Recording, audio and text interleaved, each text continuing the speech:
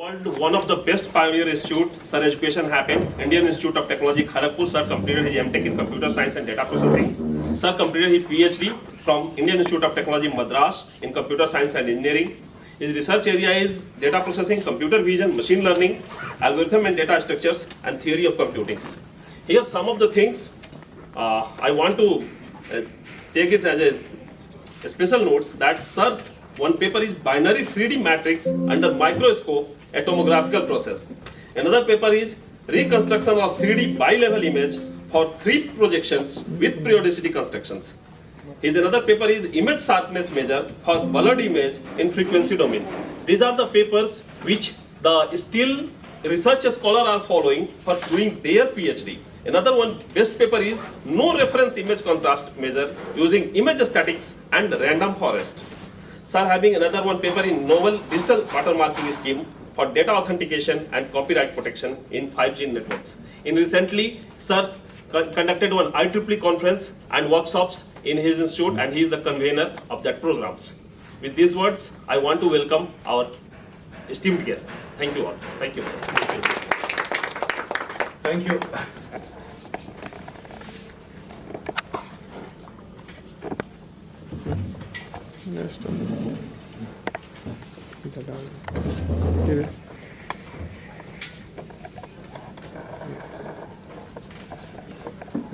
Light എടുത്തിട്ട് അതിൻ്റെ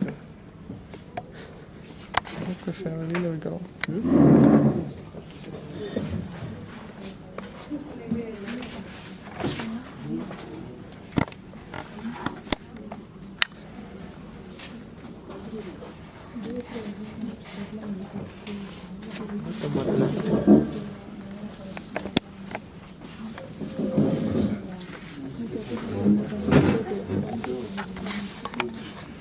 கொஞ்சம் ஃப்ரெண்டில் போர்டு பிரேக் பேசு.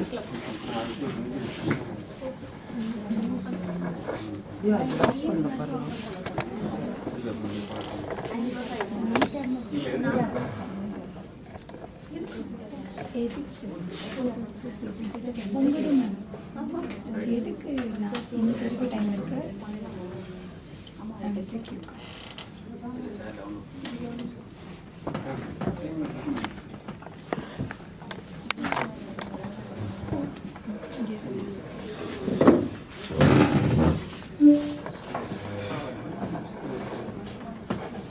Good morning, everybody. Good morning. So you can sit here.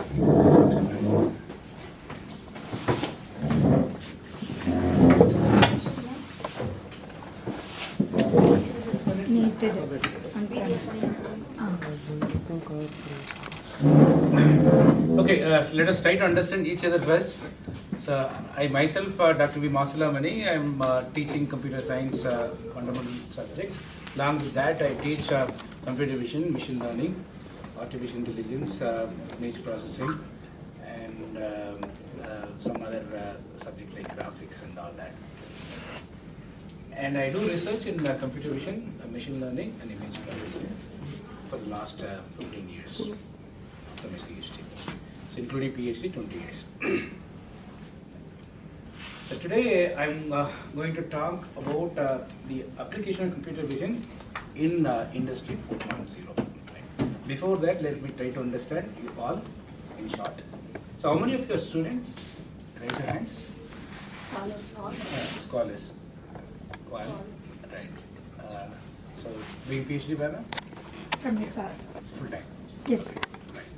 So all other people are faculty from this institute or other institute, right? Okay. Outsiders, can you raise your hands? Thank you. Right. So how many of you have taught image processing or computer vision? Raise your hands. Nobody.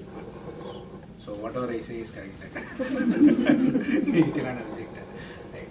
So how many of you studied image processing or computer vision in your UG or PG or somewhere? Studied. Okay. Long time. Right. Done and dusted. Right. Good. Well, so computer vision, is a kind of vast area. Usually, 2 courses will be offered in computer vision, right? But I'm asked to talk about computer vision, that too with application in industry 4.0 in 1.5 hours or 2 hours or whatever. So therefore, I thought of motivating you to take up this by showing some applications, and if you need some fundamentals, we will discuss it again. Slide more. Slide. That I'll be consigned to be there, right?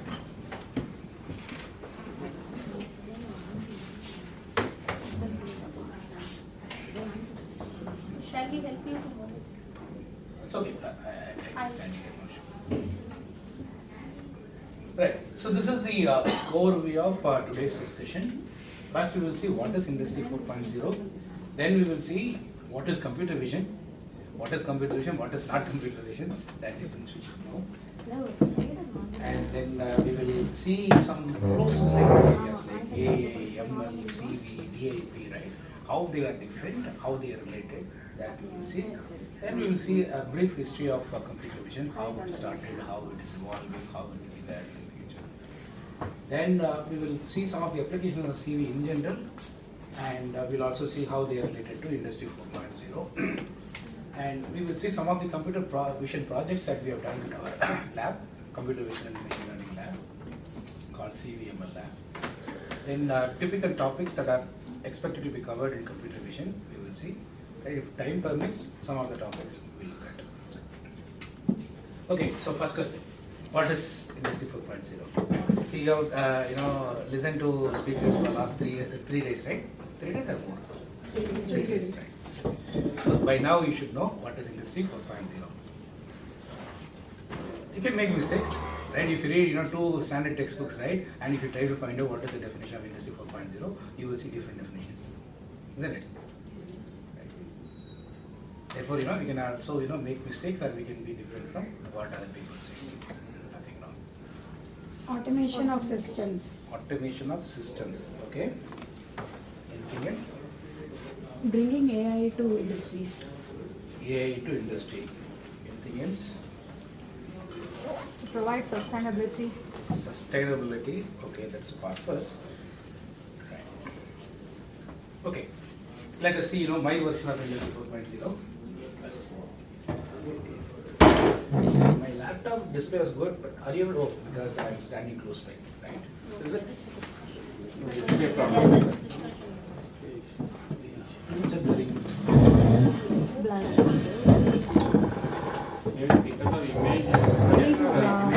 Expanded, right? Yes, small image expanded. Yeah, now it's clear. Maybe because of image only. Okay. So the sir, are you able to? Yes, sir. Yes, sir. Yes, sir. Right. So to understand industry's evolution, we need to look back how the human civilization started, how it is evolving, right? If you look at how our forefathers lived several thousand years back, they were wandering around and going and settling along the riverside, right? You know why? That is where they can get water. That is where they can get fruits and vegetables. And initially they didn't cultivate all that, and they used to take fruits, vegetables from wherever they find, and they used to take animal also for food and all that. And later on they started cultivating it. They started manufacturing it, right? And they started having factories, and then they started settling in that area. Earlier they were not settling, and then they settled. So for many years, people, as per the Bible, the world is of the earth is of some 10,000 years old. The earth is of only 10,000 years old. As per Hindu mythology, several million years old, right?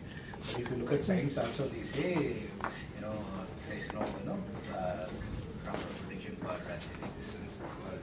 But whatever it is, the point is that for many years people did not care about bringing intelligence to the manufacturing. Initially they were manufacturing and producing only the agricultural things, and they were taking care of the cattle to get the benefit out of it. But in the 19th century, people started thinking, and they wanted to automate the process which was earlier done by human being. 19th century. And And we were all victims of that. How? We were all victims of 19th century industrial revolution. How? Why British people came here? Right. That time, in England, the industrial revolution started, and they were doing a lot of, automation using mechanical systems, and they wanted more people to work for them. They wanted, the cotton and other, raw materials. So they tried to invade various countries, and we were also victims. Right. And so in 19th century, they started using machines to make product for human being. And that machines were fueled by water. For example, steam engine, right? All the machines that are working with steam and all that. Right? So in other words, to put it in a simpler term, in conventional engineering terms, mechanical engineering was the reason for first industrial revolution that started in 19th century. Right? Then in the 20th century, 18th century. In 19th century, people started using electrical devices. They understood how the electrons are flowing, and they used electrical devices to do the job for human. In other words, automation. Right? Like they brought the motors, and then the cars and all that started coming. Earlier the train was going with steam, and later it is transformed to diesel. Right? Diesel engineering is basically electrical device. And because of that, a lot of products were made by machines, and you can say that the job of human is outsourced to machine. Right? And in the 20th century, electronics started coming, and a lot of electronic devices, particularly the computer, came into the market. And people were using that to outsource the job of the human being to the machines. Right? In 1945, the full-fledged computer came, thanks to John von Neumann. And after that, so many computers in size, and a lot of computing facilities and all that started coming. And people are doing a lot of automations than what they used to do earlier. Can you see, mechanical is very slow. Electrical is little bit fast. Electronics is even more fast, isn't it? So therefore, you can do the jobs faster. Right? All are working with energy, but electronics energy is much more than the electrical, which is more than mechanical. So some of you told automation, right? Don't you see automation in the first three industrial revolution? Is that right? So in the first industrial revolution, automation due to mechanical engineering. Second one, automation due to electrical engineering. Third one is due to electronics engineering. Electronics. Right. So what is the difference between electrical and electronics devices?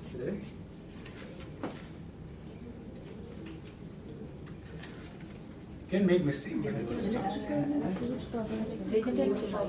Digital, okay. Digital means electronics. Non-digital means analog means electronics. Embedded, okay. Any other precise differentiation? So devices works with larger power ratings in electrical. Okay. Whereas devices voltage, in electronics. operating voltage is high in electrical, low in that's right. Is there any other characterization? Precise characterization? Fully integrated. Integrated circuits you are talking about, right? If you ask electrical people, they are also integrating a lot of transformers and all that. Device size also, so compared to electrical, electronic size will be Size will be size small. have a very impact. Electronics Not all the is items, how we few control the flow of electrons inside devices. Correct. In electrical, you don't control. What is the purpose of transformer? They do, but Devices are connected. We need some external electrical supply. Precise, very important difference. Semiconductor, conductor, right? Electric devices will have conductors, whereas electronic devices will have semiconductor. Right? In other words, the electron flow will be very slow in electronics devices. The electron flow will be fast in the electrical devices. Right? Right. And computers basically electronics device. Of course, some part of the computer is electrical device, and majority of the computer is electronics device. So the automation is there in all the three industrial revolutions, right? Not just in the fourth industrial revolution. Then what is making the difference? Let me put things in slightly different way. The fuel for the first industrial revolution was water. Just water. Right? Heat it, get the energy, and operate the machine. And the second one, electricity. As you told, high voltage, electron flow. Right? And the third one, electronics. That's a fuel. For the fourth one, what is the fuel? Information. Information. Good. Data. Right. Data is the fuel. Right. So data is not that cheap or not ordinary fuel. It is costlier than gold. It is costlier than any wealth that you can accumulate. Just think of all this chat GPT or the heavy models, large language models. Can an academic institute think of building such large language models? Two reasons to say no. One is we don't have computing facility. That also we can manage to buy, let us say. Second important thing is availability of data. We don't have the data. Right? But all the big companies, they manage to get the data, and they will offer service for free like Google, but collect all the data. Right? And they will do all the processing. They will get your acceptance, concurrence for using the data for educational purpose or research purpose, or if the government wants, they will be doing that. Right? So the availability of data is very, very important. That is why all the countries are all the developed countries are investing heavily on data. They have a lot of data centers, not just on the surface, even under the seas, everywhere they keep. Right. So data is the fuel for the fourth industrial revolution. And with data, what is that you will do? As somebody told, artificial intelligence. Right? If you look at the typical problems like sorting, searching, for all these problems, you have exact algorithm to solve. For every possible input, you have exact output. That is what we mean by exact algorithm. But there are so many real world problems. In fact, all the real world problems will come under this category. That you cannot have exact algorithm to solve that problem. Almost all the real world problems are that kind of problems. For instance, face recognition. Can you solve the face recognition problem exactly correctly? No. Why? Because the representation itself is not unique, not mathematical. Although we use matrix to represent the face image, there are many ways of representing it, right? And for the same person, different matrices will represent. If we take image this distance or this distance, the matrices that are stored in the camera memories will be different. Right? So which means they are not exactly representing the face image. When it is not exactly representing the face image, how can you expect the algorithm to work exactly correctly? So, but that is where you need to have the machine learning models or artificial intelligence techniques that will learn the relationship between input and output, and with very high probability, it will predict or give the correct output. Any doubt so far? So I have not defined the Industry 4.0 yet. I only gave the motivation and just look at this. You have seen this because some other speakers also would have flashed the same image taken from some source. So the middle one is representing Industry 4.0. It's a kind of standard. What is standard? The procedure which is accepted by many people is called a standard, right? So this Industry 4.0 is connected to various components, right? And every symbol means something. Like in cryptography, when you say Alice Bob, what do you mean? Sender and receiver. Like that, here if you see a symbol, there is a meaning. For instance, what do you mean by this? Wi-Fi, right? Right. So what do you mean by this? Some wheels. Yeah, there's some wheels here. What do you mean wheels? Settings. Huh? Settings. Okay. Settings. Okay. Is there anything else? This? Mechanical. Automation. Yeah. Moving vehicles. Right. And wind energy. Like that. This is security. Wind security. Like that, for yeah. So every symbol there is an associated thing. So what does this mean? 3D printer. Next to robot. Robotic. Right. Robo. Robotics. Okay. What about bell symbols? Subscribe with that symbol. Click key, click key. Right. Yes. Ah. Giving Bell alert. symbol, No, bell bell symbol. symbol, alert. Alert. Yeah, alarm. Voice. So like that. Okay. And what this means? Some visualization. Analysis. Data analysis. Right. So like that. So this helps us to understand what is Industry 4.0, right? And all this are connected in one space. What is that space called? Cloud. Cloud, not necessary. Internet. Is there anything else? Cyber is part of it. One more? Data. Physical. Cyber and physical. So it's called as cyber physical system. So what is it? What is cyber physical system?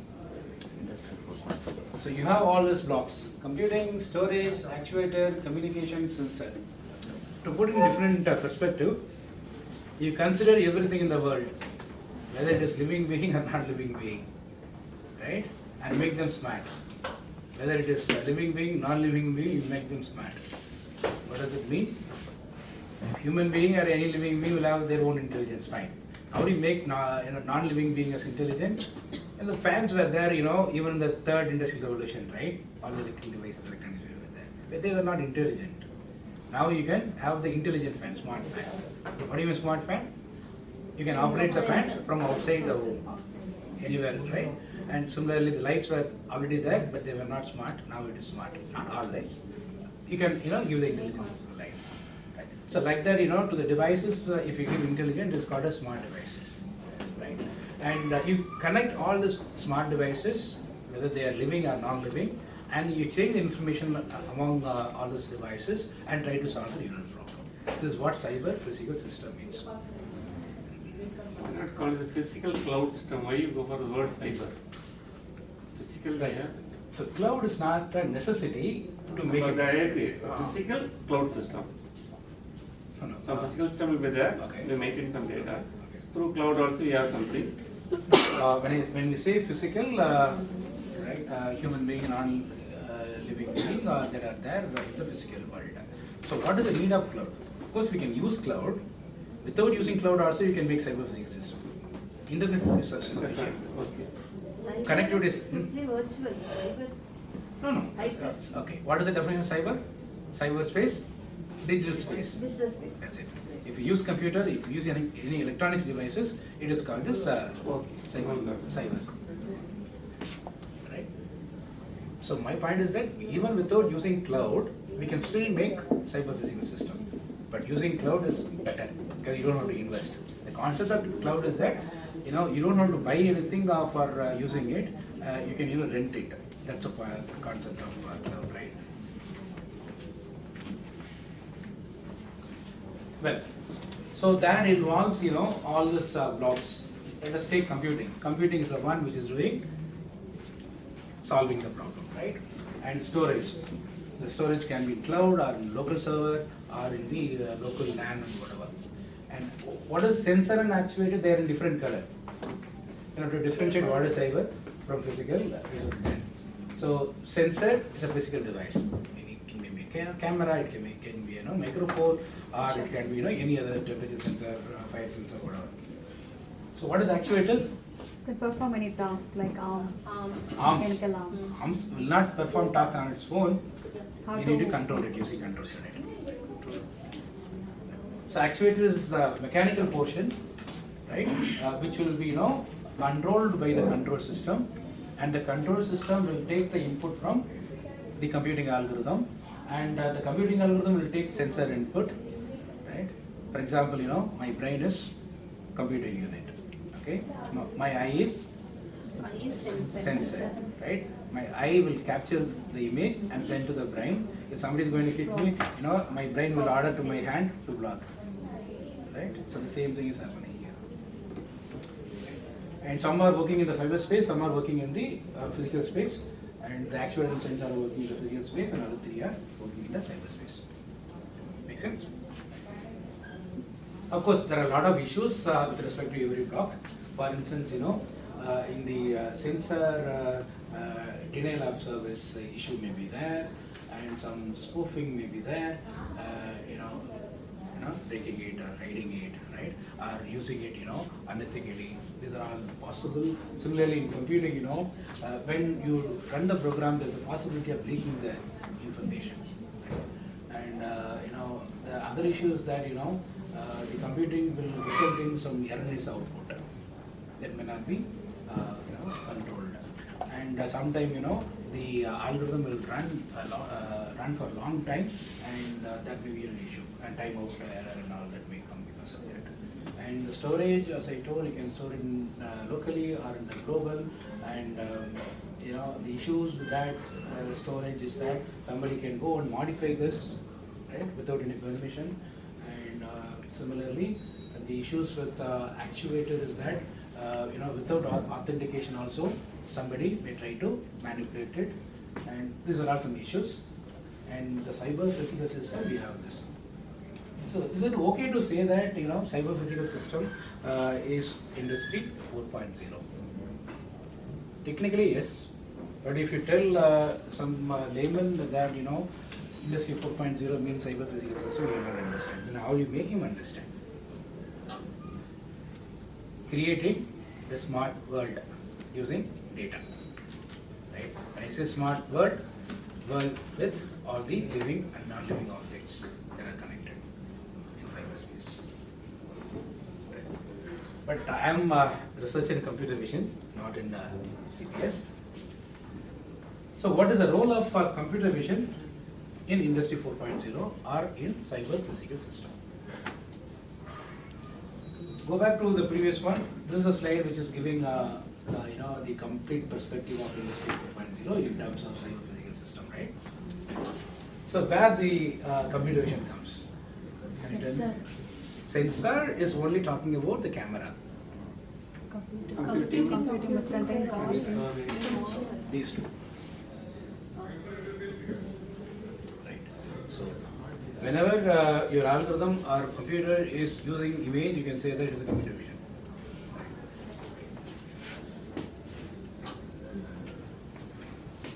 Well,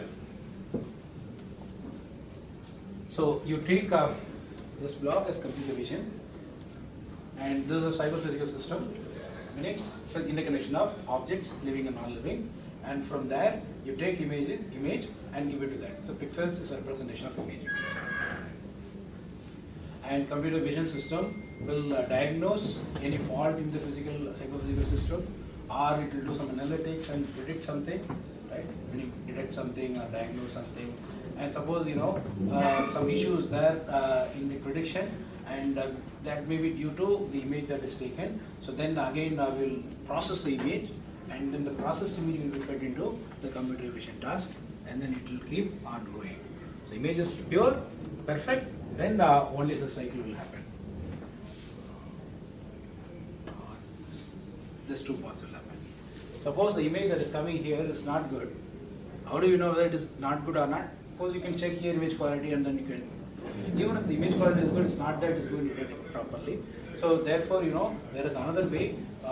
Come here like this and see whether the detection is not good enough. You find some fault in it. Then you go to image processing module and process the image and feed that processed image again to this. This is one flow. Right? It's not that every computer system will have to follow this. The thing is that it has to take image and process the image and figure out what is there in the 3D world, and based on that it should solve the real world problem. So how good the computer vision, right? How this is going to be, right? If somebody is doing research in computer vision, studying computer vision, will they get fooled? It just this is given by one famous analytics company, and in 2019 the computer vision generated $10 billion, and in 2002 generated some 12 or something, and it has keep on increasing. Right? It's Not exponentially, but it is increasing. The trend is very clear.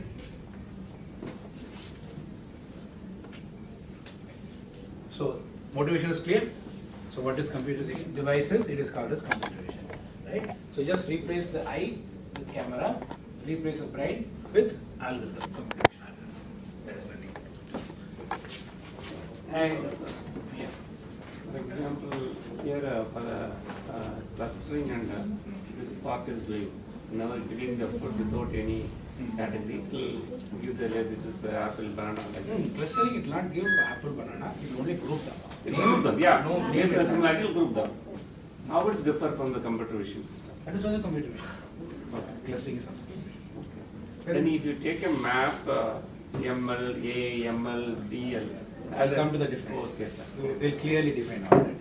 I'm seeing the difference. Okay, so this is just an example of the output of algorithm. This is not an entire list of outputs. And if suppose my algorithm is predicting what is there and the bowl, and also bowl. So it is saying that this part is bowl and these are all different fruits. This is one way of doing it. Right? If you give this to ChatGPT and ask the ChatGPT what all it sees, it will say that bowl, orange, banana, with high probability, not necessarily always correct. So, you're correct. So, what is the difference or what are the relationships between all this, well-known, overused terms like, AA, ML, DAP? For that, we need to understand goal of each one. Before defining it, you need to understand goal of each one. So, what is the goal of A? Don't look at the screen and think. Otherwise, you will not think. We have seen a lot of AI, algorithms, right? You can imitate human intelligence. You can imitate human intelligence. It can Imitate. mimic. Okay, mimic human intelligence. Is it the only one? Is it? Yeah, it is true, but it is not the complete one. Any other? Now you come back. The goal of AI is to mimic nature in solving problem. Just look at the term itself, artificial intelligence. Then what is the complement of that? Natural intelligence. Human intelligence is part of it. So the perfect complementation is natural intelligence. Right. So what do you mean natural intelligence? Whatever God has given to all the living beings is called as natural intelligence. Birds have got some intelligence, animals have got intelligence, human beings have got intelligence. These are all natural intelligence. If you write an algorithm which is mimicking any one of this intelligence, then it is called as AI, artificial intelligence. For instance, you have heard of ant colony, right? So you are mimicking how the ants are going in search of food. Initially they will go in random path, longer path. After some time, all the ants, will be traveling in the same path, that too in the shortest path from the source to destination. Yeah. Every ant will deposit some chemical, and the subsequent ants, they will smell that and then. And if you mimic that, it is called as ant colony algorithm.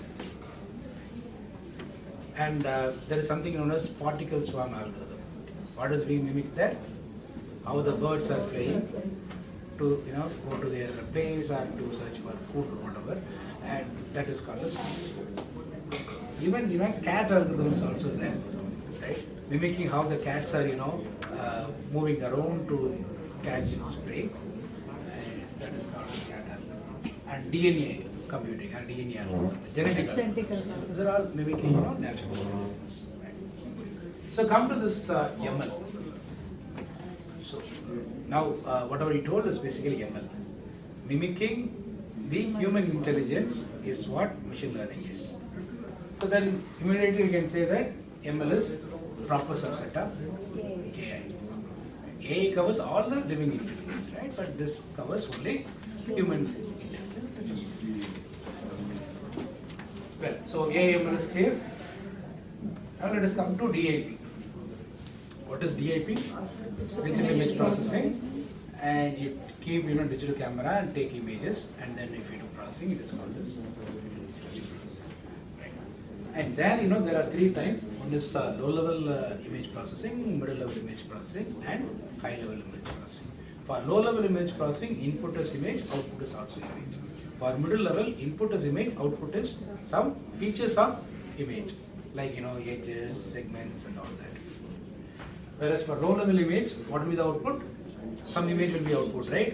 Like filtered image, noise-free image. Suppose input is noise, image with noise, but the output is noise-free image, then it is called as low-level image processing. And for the high-level image processing, input will be features of image, like segments, right, edges, and some other features of image. And the output will be some information about the image. Yeah, some information, right? Whether image is taken in dark place or bright place, something about the image. Right? Look at the word information about the image is what we'll try to find out in image processing. So you can easily see AL is subset of ML is subset of A, which we saw. Can we say,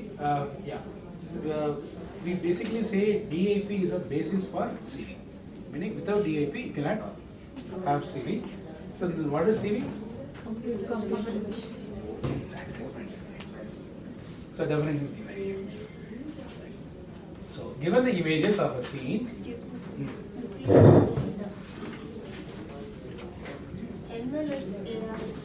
ML is subset of A. Subset, the word subset is missing. Sir, actually, ML deals with only algorithms. Then how, see, we have seen in books given these definitions, but what is the real distinction between these two?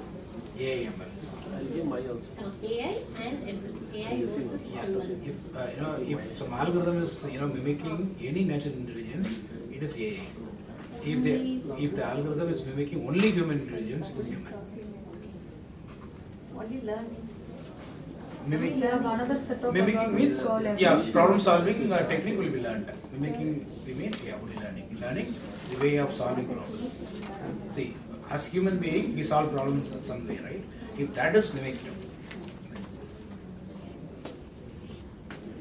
Example, as a human, if I am doing some coding, some human work, okay, can we, if we mimic the work, can we say it's machine intelligence? If you write an algorithm which is doing coding, as you write coding, then it is called as machine learning. ChatGPT is what it's exactly doing what you told. You ask, to give some code, it will give. Right? Suppose you want some malware, you don't want to write. You can go and insert some computer and crack the computer. You don't need to be an expert to disturb anything.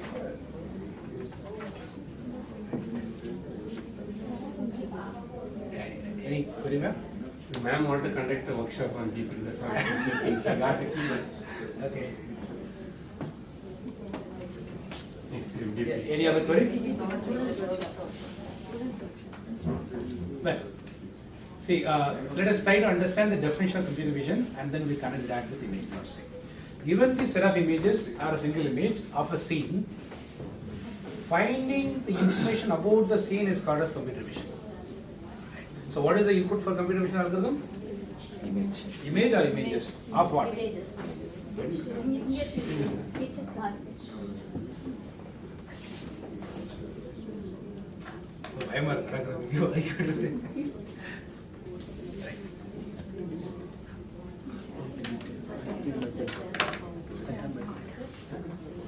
Yeah, that's better. So suppose you have an algorithm that takes image or images as input and gives information of scene, right? There it is called as computer vision algorithm. So what is scene? How the scene and image are related? Scene is anything that is there in the real world. Right? They are basically there in the 3D world, right? And image is only a projection of that scene, right? Example of that, right? So I am in 3D world. I am a scene. You are seeing me, right? You are seeing me fully. You only see one side. Back side you are not seeing. right? You are taking image of myself in one angle, right? So, Two dimensions. yeah, of what you consider myself as scene, and whatever you have captured of mine is called as image. Right? So if you take several images in several viewpoints, then you will get a better understanding of the scene. Even that is not good enough. Infinite number of viewpoints are required to exactly tell what that is. But we are living in approximately. We are capturing the scene. Yeah, yes, capturing the scene. Imaging scene means capturing scene.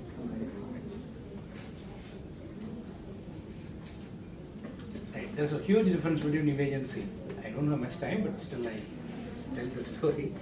The very first usage of image came in the Bible, right?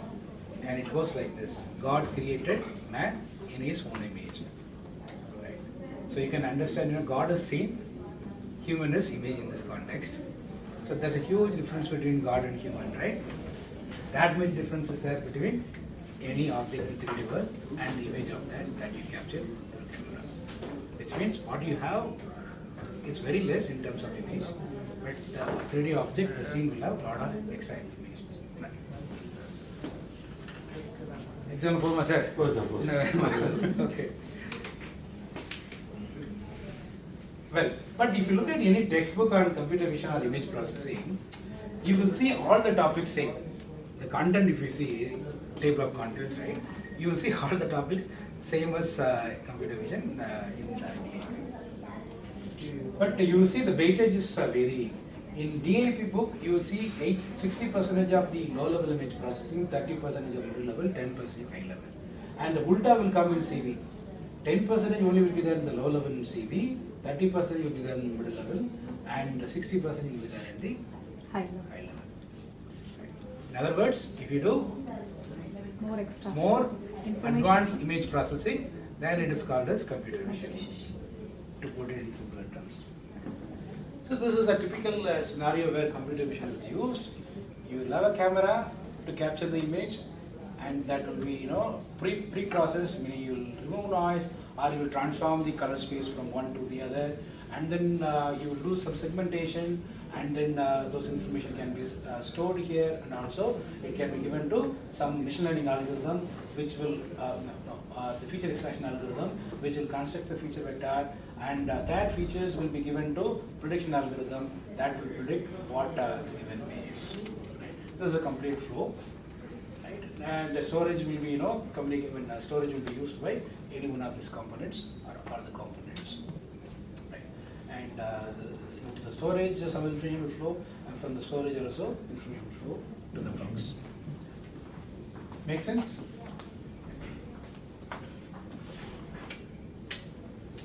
Let us get into the brief history of computer vision. When was this computer started coming? Full-fledged computer. Some stories we should know to motivate our students. Right? If you keep X, Y, Z and all, they'll get bored. So when was the computer invented? Full-fledged computer. Some specific, special case computers like computers that can only solve system of linear equations. Those things were there earlier. But I'm talking about the full-fledged computer, the computer which is equal to Turing machine. 75. You Of course, before that you didn't see that, right?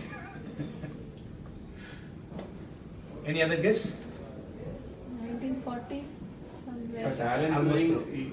he said he evolved some concept. Correct. In 1936, British mathematician Alan Turing gave a mathematical model called Turing machine. Right? So that is nothing but blueprint of the computer that is going to come that time. Right? And 1945, John von Neumann created an electronics device which is exactly mimicking the Turing machine. In the Second World War time only, a lot of inventions and discoveries happened, right? This is one of those. So why I'm relating that is that people are saying ANN, deep learning, neural AI, all that, ML, all that, now only last 10-15 years. People started using this ANN from 1950s, just 5 years after the advent of this computer. then you may be asking why it was not that popular, now why it is popular. For that also you know the answer. What is the answer?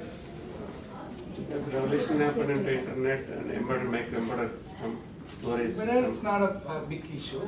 Storing is very important, no, sir. Memory, for example, for processing the deep learning thing, you need a huge processor and memory part. Yeah, size was reduced. So the- More than that, computers were there in the big research labs and with big companies, right? Even in 50s, IBM wanted to, make the computers for common man, right?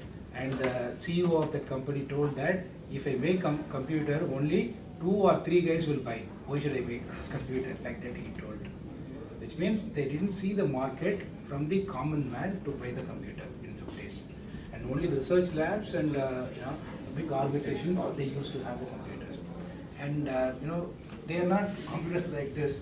One single computer will be of room size. That will not be equivalent to even small mobile phone that is, 5,000 rupees mobile phone we have. It is not equivalent to that power. I had a professor who taught me operating system in IIT Kharagpur. He studied BTech in IIT Kanpur in 70s, 72, 73, in that period. He told that whenever he was doing lab programming, he has to walk around the whole room and then get the output. Means, the computer will be of almost room size, and he has to go and insert the punching card, and then he has to take the output. For that, he has to walk around. Right? Now it is not the computer will be walking around. Right? It's mobile computers. Right? So because of the availability and because of the size, and when I say availability, I mean both in terms of price and computing power. Right? So now we have for cheap cost the high computing resources, right? And it was nicely predicted by this Moore. It's called as Moore's law, right? What does it say? What is this Moore's law? Every computer scientist should know whatever I am saying. May not be very relevant to Industry 4.0, but if you know that, you will be tempted to learn all this on your own. Right? So motivation is more important than just passing The number of transistors will be exponential. Number of Transistors. will be Double. Will double or it'll be doubled. Where? Every 10 years. In Tamil Nadu or Chennai or Every 10 years. will be doubled in ICs. I'm not clear. getting it. Yeah. If you have understood and realized it, you will never forget. You don't have to use the same wordings. You can use in your own wordings also. You can make it. But if you have understood, you have The number of transistors in IC will get doubled. doubled. Correct. Where? In Chennai or America or where? Every 10 years, sir. Not 10 years. With respect to time versus space, right? Okay. Yeah. Let us take, this is the area of chip, right? Fix this area. Suppose you are packing 1 million transistors in this space today. In another 1.5 years, you will be able to pack 2 million transistors in the same space. Right? Size should be fixed. Within the same fixed size, you should be able to double. Which means what you need to do for that? You need to make the transistor smaller. Right? So Pretty long back. long back. And people were able to, the researchers were able to, reduce the transistor size and other, heating issues and all that they used to manage. And they, maintained this 1.5, which is an exponential number, right? So what is the definition of exponential number? A power n is called as exponential if A is greater than 1, isn't it? So 1.5 power n is an exponential number. Yes, it is doubling, right? So the first year it will be, let us say 1, the second year it will become 1.5, in the third year it will become 1.5 into 1.5, the next year it will become 1.5 into 1.5 into 1.5, which means, so this is 1.5 power 2, and then 1.5 power 3, like that it is increasing exponentially. Is that right? Well, so because of that, because of the cheap hardware, and that too powerful hardware, now we are able to use ANN. That is one reason. Another reason, data were not there earlier, now it is available. Because of these two reasons, we are able to use this ANN heavily, and all the big words like A, YAML, and all that started emerging. And one of the well-known project, we are doing a lot of projects, we are giving a lot of projects to students in computer vision. Just look at this problem statement that was given by one professor from MIT. He was Turing Award winner. Turing Award is equivalent to Nobel Prize in Computer Science. In computer science, Nobel Prize is not there, but people consider Turing Award as the equivalent. And this guy Minsky, Marvin Minsky, gave this problem to a student for an assignment or term project. Connect a camera to a computer and make the computer to print what it sees. The computer will have some webcam, right? The camera will focus to something, and on the monitor you should see what the camera sees. Even now this problem is not solved completely, even with good accuracy. And without telling the name called artificial general intelligence, he brought that essence here in this problem. In artificial general intelligence, what we try to do, we want to make a single model that can solve multiple problems, many problems. How do you see many problems here? The camera can see human, it can see the chair, it can see the computer, it can see different objects. Right? And can you have a single model to recognize different objects, arbitrarily different objects? No. Right? For face recognition alone, you have one model called FaceNet or whatever. Right? For recognizing, the plant, you have one model. For recognizing leaves and diseases in the leaves, you have another model. So for every different, problem statement, we have one model. So can you have a single model that can solve many problems? This involves solving many problems. It has to recognize camera, it has to recognize pen, paper, whatever, human, everything. GA they try to do now, sir. Using a single model, they're trying to do. That's what I'm saying. So he has not used the term here, but the problem that he posed is basically this. How the people. So even 1969 itself, it is why he was, Turing Award winner, right? The thinking capability is beyond what was available at that particular point in time. Of course, the students are not able to complete it. It's not that every problem that you give, the student should be able to solve it. At least, the thinking process, right? That you can, study and give them marks. And one of the well-known, computer vision project successful in the market was done in the year 1970, and it was done by UK police, and they developed number plate recognition for toll collection, automatic toll collection, which we are currently using. Last 5-6 years only we are using successfully. But they have done it in 70. That too, not a team of researchers. It was done by police department. Right. In 1970. Of course, in every department they will have engineers. Right. Even civil service also you will have a lot of engineers. Right. And in the same year, MIT introduced a full-fledged course in computer vision. 70s onwards, the computer vision course is being. That is the very first computer vision course in the whole world. Right. So let me go a little bit fast. How much more time before the break? I think you'll go for a small tea break, right now? What time? 40. Now what is it, right? 5 minutes. 5 minutes, okay. So the 60 I have completed. In 1990s, the face recognition system started coming, and people started using it for commercial purpose. The recent trend in computer vision involves doing computer vision with edge devices or in the cloud or using deep learning for doing computer vision. Why edge computing? What do you mean edge computing? If you run the algorithm in a device where the data is also collected, then that device is called as edge computer. And to, if you want to keep the security, then edge computing is better, because suppose you keep an edge device at your home, nobody will be able to see because it's not connected to the internet. But if you think that cloud is safe, I'll push my data, I'll solve the problem there, cloud will sign, we'll maintain all the security and all that. Somewhere some disclaimer will be there, right?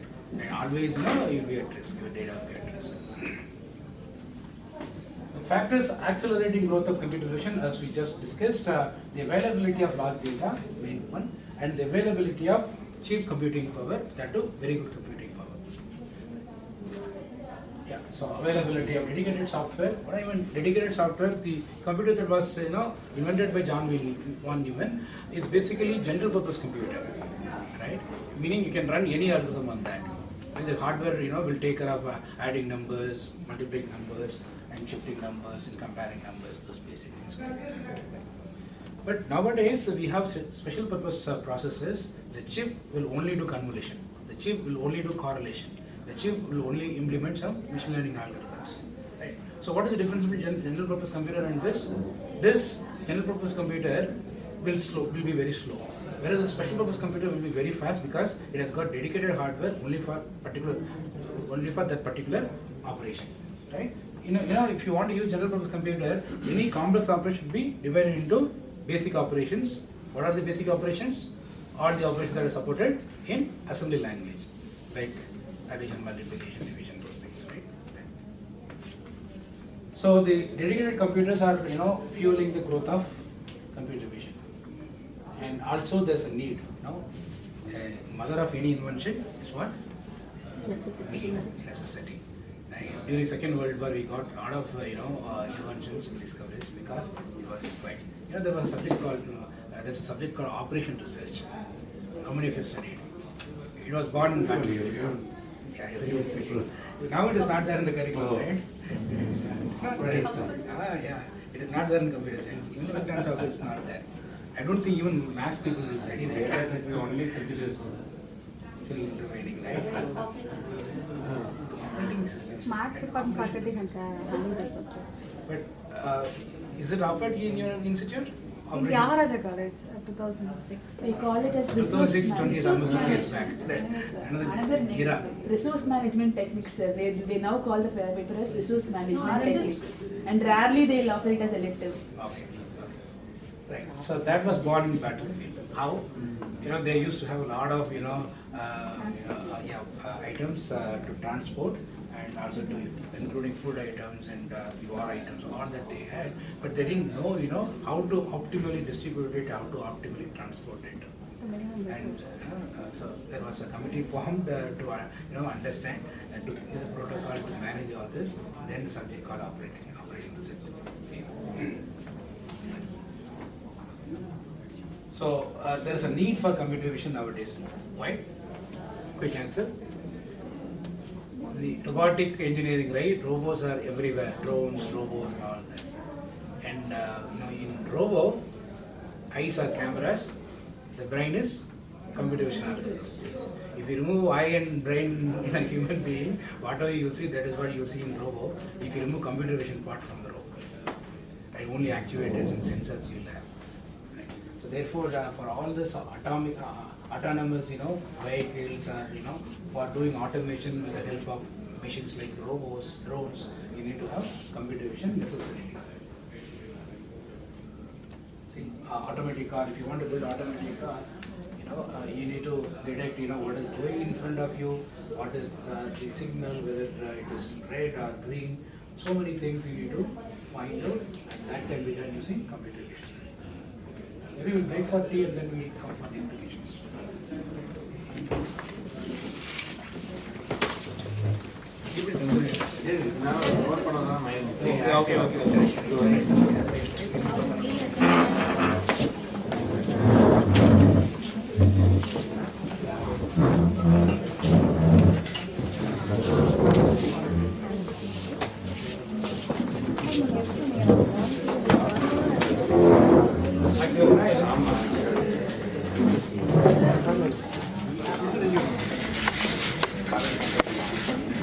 Great examples you are giving. Thank you. Minor difference we got, sir. Though we have the technology, because that time Dr. Sridhar used to handle image processing, non-analytic. He was the first person non-analytic to deal with very good attribute transaction. So he used to teach that subject. So next to you, Dr. Masan. Okay. Coincidentally, he's my friend. Oh. Okay, let us start. Let us quickly see some of the applications of computer vision. So the biometric identification is one of the important computer vision applications. So that involves, fingerprint recognition, palm vein recognition, iris recognition, retina recognition, hand geometry recognition, and so on. See, none of this will work 100% correctly, right? And some of them, require the cooperation from the subject. Some of them do not require cooperation. For example, fingerprint recognition. Unless somebody is putting their fingerprint on the panel, it will not be recognized. Whereas face recognition, even if he is not seeing the camera, suppose he is walking through, then still you can get recognition. For example, later we will see one application, attendance monitoring application with face recognition. There, without the cooperation from the subject, we can make it. But if you look at the accuracy, you see, fingerprint recognition is used everywhere, but accuracy is not that great. Every day, in my institute, to give the attendance, I have to give 3-4 times my fingerprint. You would have noticed, right? Suppose I am giving four times to get it accepted, and what is the accuracy? 25%. Right? 3 times did not work, only once it works. So accuracy is 25%. Even with that we live. How is it possible? It will never ever recognize anybody wrongly, but it will reject people wrongly, but will not recognize people wrongly. And because of that, we are managing. Instead of one time, you have to give multiple times, you get it accepted. And whereas this retina recognition and iris recognition, they are much superior to all other technologies. But the problem is that the complete cooperation from the subject is required, and you need special, devices and all that. Another application is found in healthcare industry, right? A lot of imaging technologies are there, right from invention of discovery of X-ray rather. Discovery of X-ray happened in 1890s, right? 1890s. Right? Then in 1905, X-ray imaging was invented, right? X-ray was discovered some 5-6 years back, and then X-ray imaging was invented, and right from that day, the image processing computer vision started working. Of course, after computer only, computer vision came, but people used to use all this imaging technologies. Right? Earlier, the imaging was done with some devices, but the processing was happening in the lab with some chemical. Like conventional X-ray film, if you take from the negative to positive, if you want to convert, you need to put some chemical, right? Chemical in water. And but later on, after the 50s, we can use digital X-ray, and for the same purpose. So the X-ray, the digital X-ray, and its recent form called computed tomography. The commercial name is CT scan. That is also an example of computer vision algorithm. And what is the difference between X-ray image and CT scan image? Through your experience, you tell. First difference, then relation. It's radiation. X-ray is Cannot intrude through phone. X-ray. Radiation, both are radiation. 5 Radiation based, right? Okay. Any other? A relationship is that both are using X-ray. So they have X-ray has got high penetrating power. It may also convert the atom into ion, right? That because of that radiation effect comes. What is the radiation effect? Every atom will have electrons going around, right? This X-ray will go and hit some of the electrons. Then the atom will become ion, and every ion will not be stable. It will go and get attracted to the neighboring atoms or ions, and you will get unexpected effect. That's what fueling the cancer growth. So exposing your body to the X-ray is always dangerous. Okay, so coming to the difference in X-ray, only once the radiation exposure is happening, whereas in CT, approximately 1,000 times in 1,000 directions. In other words, to put it in simpler words, 1,000 X-rays are taken to reconstruct these slice images. Reconstructing the slice images is called as computer tomography. This is a conventional machine you have seen, and computer is reconstructing the slice image through the X-ray images taken by this device. So is it a computer vision problem or not? Is it a computer vision problem? CT scan? We'll only say electronics device, but it's basically computer vision device. Just because X-ray is belonging to the electronics stream, people say that. But if you look at the core of this CT scan, the reconstruction algorithm. The reconstruction algorithm is computer vision problem. It is taking several images input and it is reconstructing this slice images.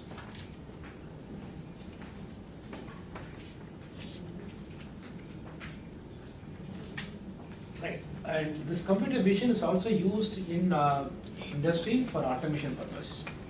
Right. For instance, just look at this bottle. Some bottles are completely full, some bottles are not full, and so on. Right. To check automatically whether all the bottles are full or not, right? You can keep all the bottles on the conveyor belt.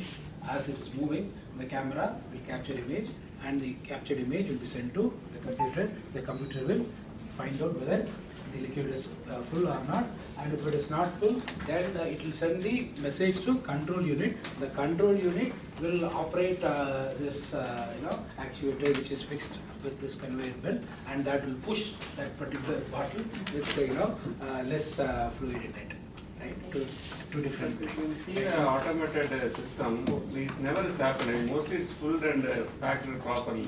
You see a lot of automated video, PLC and all. We have never seen like this. But if you fill partially, then it will happen. If you don't fill, right. Maybe another example I'll give you. In airport, when the bags are screened, right? Some bags will go to different tray, right? Yes. When it is detecting some abnormal things inside the bag, it will be routed through some other conveyor belt. In manufacturing industry, that happens, in the IV bottle, right? Glucose bottle, right? Some hair will be there inside. That is the Yes, and this kind of system is used to detect whether hair is done. After all, human beings involved in all this manufacturing, right? I mean, the air will come in the, the hair will come in the air also, right? When it is there in the sambar, why not in the It can be everywhere. So, that's why in the particular city always wear that cap like that. sometimes they wear, sometimes they don't wear, and hair may be on top of that also sometimes. சில நேரம் சொரிஞ்சுடுவாங்க சொரிஞ்சு கையோட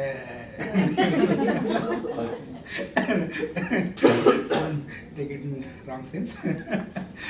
I'm just telling the reality, right? It's not that cooks are female only, right? Male cooks are also there. Because in all hotels, majority of the cooks are males only, right? And they are doing this more, not just the females. Right. So it's not gender bias, that issue. Well, and another thing, sometime, without putting the cap also bottle will come. That also can be detected.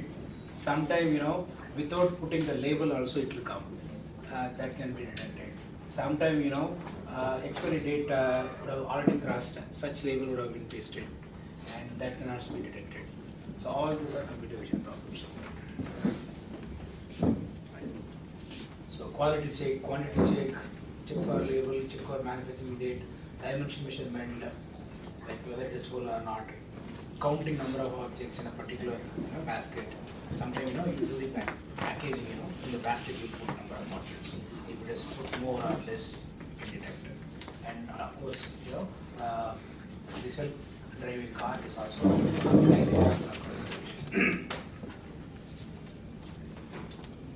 So this is an example of a complex scenario where the self-driving car will have to face. You see, three roads are joining together, right? Driving without a driver in single road itself is difficult, right? So many roads are joining, so many people are coming. some vehicles are coming, bikes, cars, all that, and people are also walking around, and there's some traffic light. You need to look at all that. The car will have to look at all that and understand what is where and whether it is allowed to go or not. If it is allowed to go, in what speed it should go and all that. For all that, you need to write computer vision algorithm. Even to check whether the light is red or green, you need to do the computer vision algorithm. And to check, the distance between the of the car and the neighboring object, you need to find out the distance through computer vision algorithm. Like that, every subtask in this self-driving car involves computer vision. People say AI, of course, computer vision is subset of AI. So therefore, you can call by AI or computer vision that is required to do the car automation. Yeah, so inside also you will have display like this to understand how the car is moving. Even in normal cars, you have rear camera, and the feed of rear camera will be put onto the mirror, right? So that is also simple computer vision. You may be wondering why it is computer vision. Just collecting image and displaying, is it a computer vision? Not exactly, but it's just doing a little bit more than that, right? Suppose when Distance. you're going distance Measures. when you're going in reverse, the distance between the car and the neighboring object will also be computed, and the distance is less than some threshold, and it will give some alarm to the driver. So you can see in the conveyor belt, if you want to detect the fruit is coming or some alien object like stone is coming, you can use that. And in a big tile manufacturing unit, if you want to automate the process of the quality, you can keep cameras and then detect the images and check whether it's broken or not. And we did one project for one company. In the Google map, now you see the red color to mark the traffic, right? But the Google doesn't say that which road is good, which road is bad. When we are shorter, that it will say how many potholes are there in the road, what is the distribution of the number of potholes per 10 meters. That is not shown. So we completed one project which is basically counting number of potholes in every 10 meters, right? And if that is given to the map, Google map, then if we show some color coding for that, then the driver will understand that although this road is lengthy and the road is better, we can go there, right? So 3 parameters, not just the distance, not just the traffic, and also the quality of the road. So to find the quality of the road, you can use this information. And you can also check the quality of the fabrics, right? Some extra thread will be there, right? And some cutting will be there, some damage will be there on the fabric. Similarly, you can find out somebody is stealing in the supermarket, right? Some people consider stealing as fun. It's not that all the thieves are doing this theft activity because they don't have it. Some years back, I think 10-15 years back, our cricket team went to Australia. There they were found, stealing from supermarket. Yeah. It's not that they don't have money, right? So they are doing it for fun purpose. Some people are addicted to it. So if you keep only CCTV, then if you involve human being to watch who is doing what, then it is laborious activity, right? And maybe you can do it to some extent in the shopping mall. There you can employ somebody giving monthly salary. Suppose you want to check the activity that is happening in front of your house or around your house. Suppose some thief is trying to enter into the house, that you want to monitor. You cannot keep some employee to check what is happening in the monitor, right? But if a computer vision system is installed, it will keep on watching what is going on. If some abnormal activity is happening, it will send the message to the mobile phone of the household. Actually, we have seen a lot of movie. If it's automated system, means some people using some device, they jam the things or something, maybe camera or some device. So that if it's fully automated means. The jam, yeah. See, you're talking about security issue, right? Security issue, to the yeah. security system. Yeah, that is there. That is why. Manually involved, some person manually involved for the sensitive thing means at least we can Correct. If you are, able to keep some human being to monitor this is good, but you cannot do it everywhere, right? Suppose you lock your house and come out. That is good. So suppose you have a computer system telling you some thief is going to enter into your house, then you can look at the live streaming and you can ask your neighbor to attend to the issue immediately, right? So if you're rich, you can have watchman. Even the watchman doesn't help much. And recently in I think Trichy only, that famous jewelry shop. Yes. Lalitha Jewelry. It was looted. How it was looted, behind that shop, there was a school, and from the school you can reach the wall of the Lalitha Jewelry. Somebody has broken the wall with some material, gas-based material, and he went inside. And the watchman was standing coolly in front of the shop, not knowing what is happening behind. And in the border and all, Some device. yeah, in the border and all, what happens? They don't cross the fence or something. They will make Tunnel. So if you have a computer vision system, it can monitor all that. Now they rely on drones, no need to. Yeah, drone also, we can capture using computer vision. Now people are saying that we have traffic jam now, right, on the road. Soon in another 10 years time, we'll have traffic jam. Traffic jam. Yeah. Unless we have a good protocol to monitor that and control that, we'll have a lot of problems. And moreover, since it's a complete electronic device, intruder can intrude into it, and then they can make it collating with the other ones. So security also is important. Sir, sometimes I am speaking a little low voice. Possibly you can come to the front if you are not able to hear. Sir, mic you one second. Yeah, that's good. That's good. That's good. They'll bring some.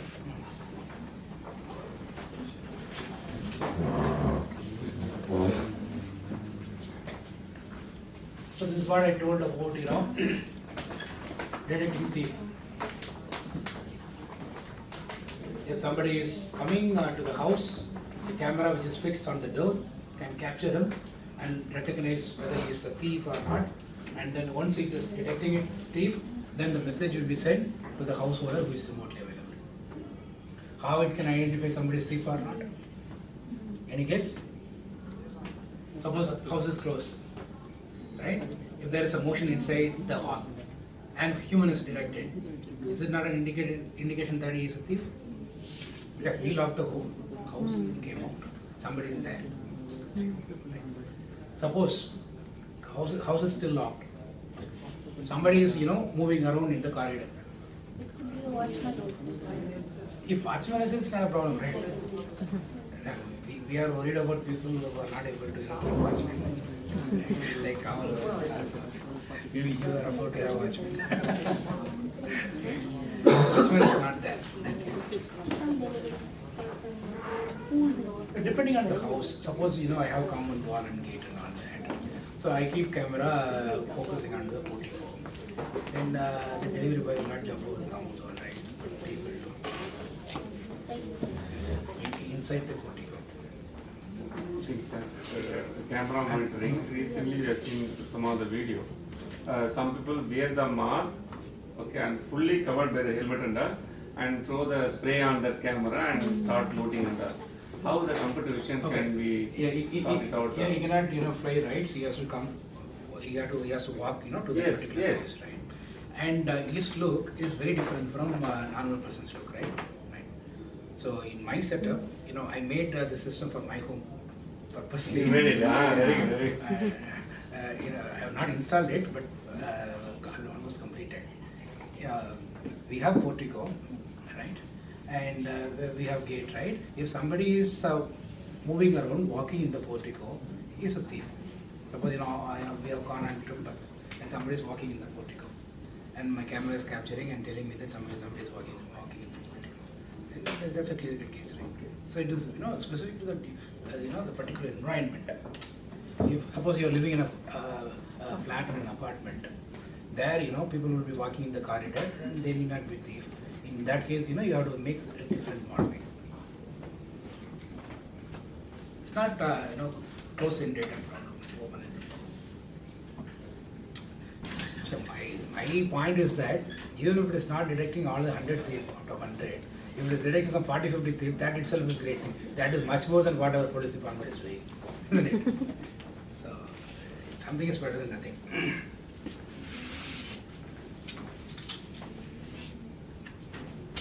So this is another use case of computer vision. So in agriculture, there's something known as precision agriculture, precision farming, right?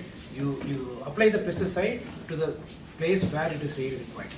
You water the place where it is really required, right? To find out whether it is required to, put the pesticide, then capture the images of the plants and see, the leaves are with the disease or not. If it is the case, then apply the pesticide. For example, What regarding a regards? CV in agriculture, you want to find some, because nowadays we have a number of algorithms that to detect the disease, leaf disease through that computer vision, drone or camera. How do we get this work as a pattern? Because we are using some model, for processing. and Okay, all. you are talking about patenting. right? Patenting. How do you get the pattern? Yeah, we did some work. Novelties. Novelty. Then you are asking what is novelty. If you use somebody else's algorithm or somebody else's model, it's not novel. Okay. Very straightforward. Even if you tune or if you change, Yeah, we have modified, that's why we improve the that percentage. is not novel. Okay. Right. Then how do you know the novelty? How do you understand the novelty? Any answer? There are some novelties, right?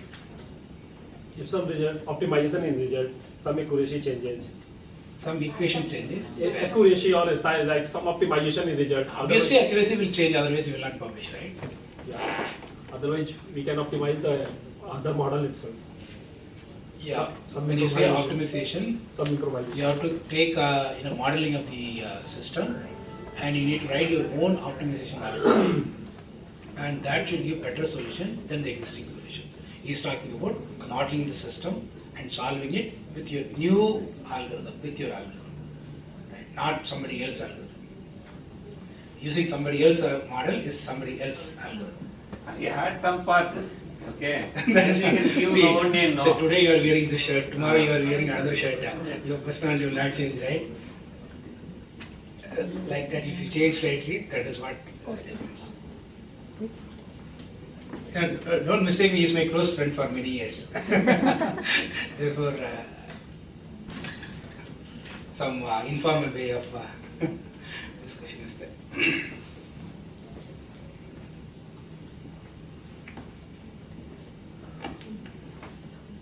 Right. So how do you find novelty? Those answers are much required than just knowing what it is. For that, in any field, you can define or identify novelty in that particular way. But it is better to take this deep learning network where finding novelty is very difficult. In a deep learning network, you have a lot of standard models, benchmark models, isn't it? So starting from the AlexNet, right? Yes. A lot of networks were built by various people on the ImageNet data set, right? Every year, one team used to win the competition, right? Yes. For that particular thing. So all those models are novel models. Otherwise, the world will not have accepted it, right? Would not have accepted it.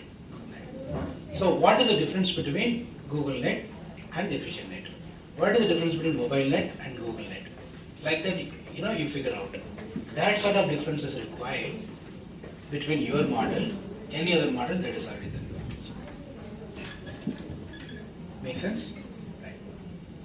Sometimes, minute difference will be there, but it will bring, a lot of benefits.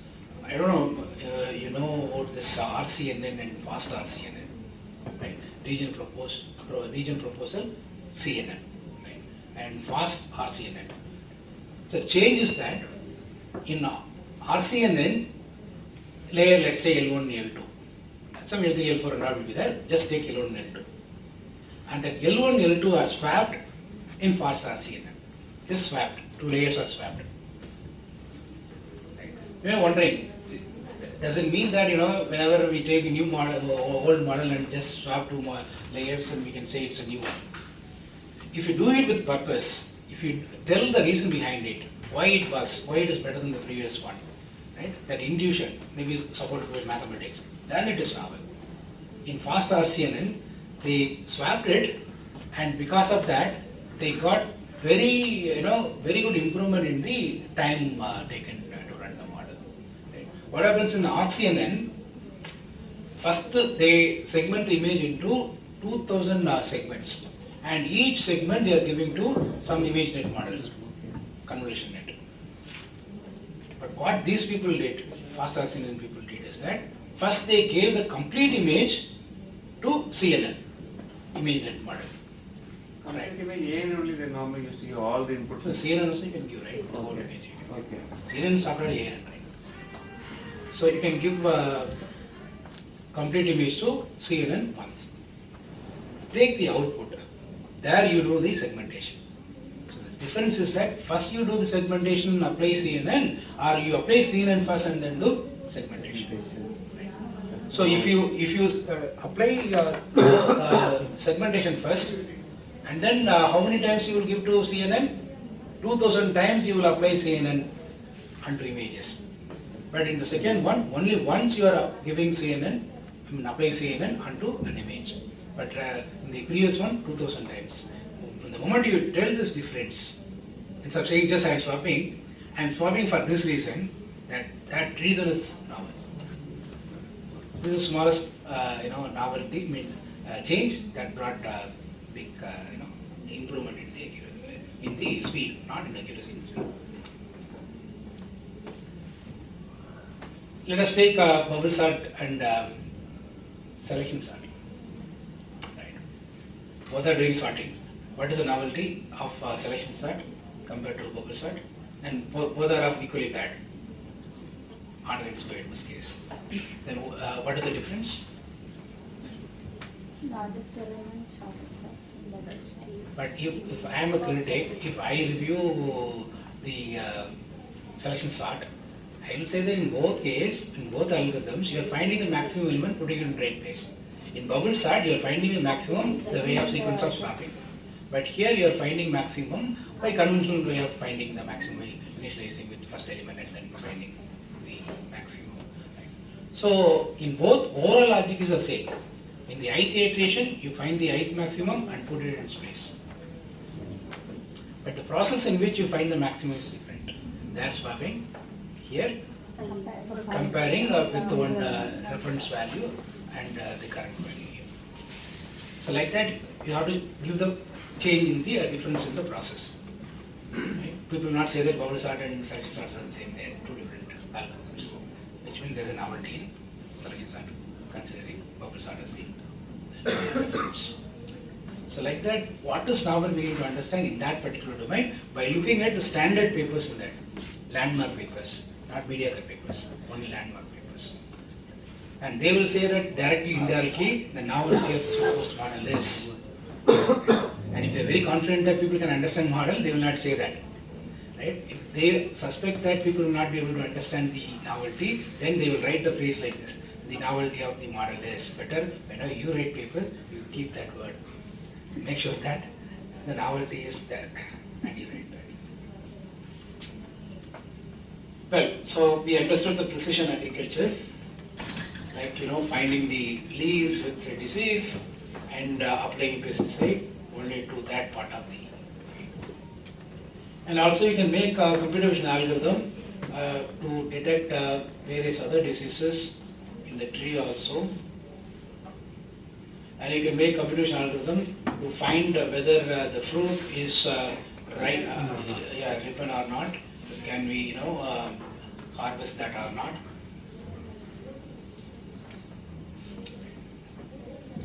So let us come to some of the projects that we have done in a computer vision lab.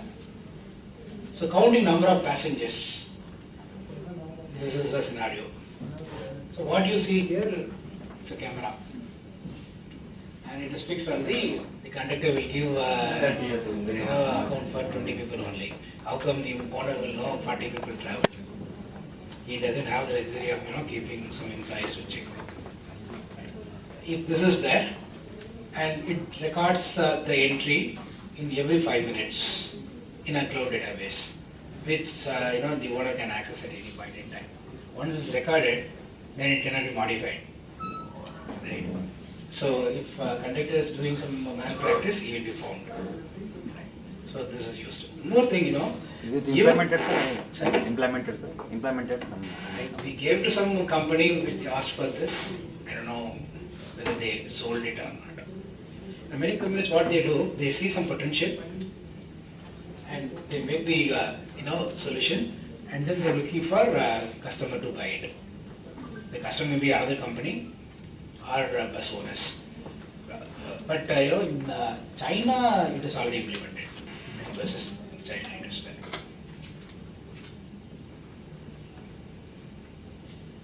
So where is the computer vision here? Camera and computer, right? Camera and computer connected means computer vision. If some algorithm is running there, just capturing and displaying is not computer vision. This is another interesting problem. So, in a large class, Capturing somebody is happening edge part or is it cloud part? which one? Okay, for this problem, Okay. computing is happening here. Only database is used in the cloud. Okay. Okay, this is a simple one. So how it is detecting is that it is recognizing the heads and doing the head count as you are entering, and also it is looking at the flow, whether you are moving from this point to that point or that point to this point, the direction information. So there may be sometimes children will be there. Children will be there. Somebody will keep the luggage on the top. But we will write the description. This is how you need to. Right? And so, every software will come like that only. Right? Unless you follow the rules, you cannot claim. Even if it is not working, even after you followed all the rules, still it is not a problem because no AI system will give 100% accuracy. But we did not consider small kids. Usually, even the buses are not charging, private buses are not charging for small kids, right? Only beyond 13 they will charge.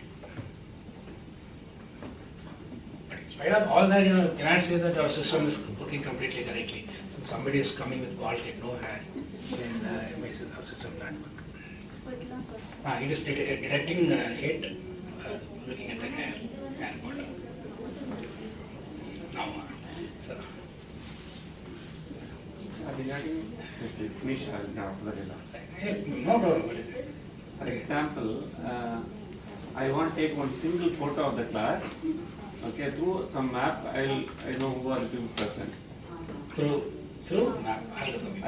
I take one single shot, then I pass it through my app. Okay. So the app will tell these are the people who are present. Yes, exactly. That's the problem. Not single image, some multiple images. See, the use case for this comes when there is a large class that involves 100 students or 200 students. Now, taking attendance itself will take some 5 to 10 minutes time. Right? And if my TA is going around while I am teaching, capturing some 3-4 photos of the classroom, ensuring that everybody is there in one or more frames. Then if all those images are fed into my mobile app, and if it is detecting all the faces, recognizing all the faces, and recording their attendance in the portal. Is there any app is there, sir? We have built. So that we will Yeah. use it in the class. We have built, but it's not yet Patented. commercialized. Okay. We have to do a lot of testing for our environment. We have done. And we need to change the setup and the dressing and all that with different faces like with specs, without specs, with mustache. Yeah.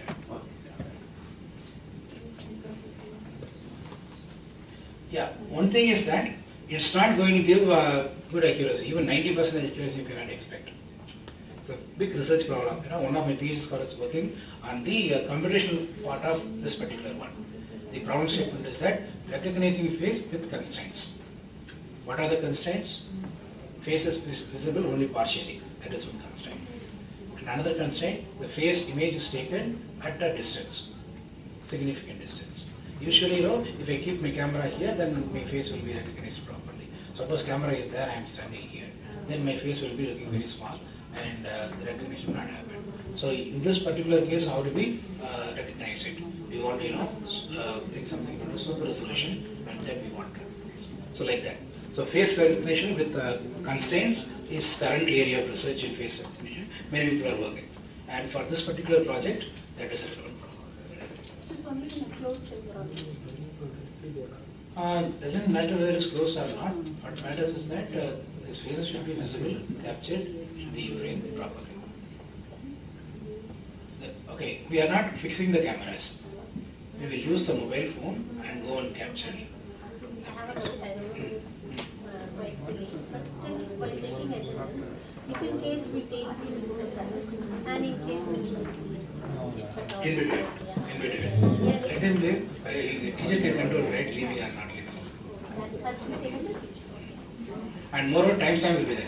We'll say that at this particular point in time, these are all present. Yes, ma'am? Sir, about 10 minutes. Oh, 10 minutes meeting. It's an article discussion after. Oh, okay. This is also article discussion. Yes, sir. Right. Sir, Okay, this so. can be extended for the exam invigilation and all. Yes.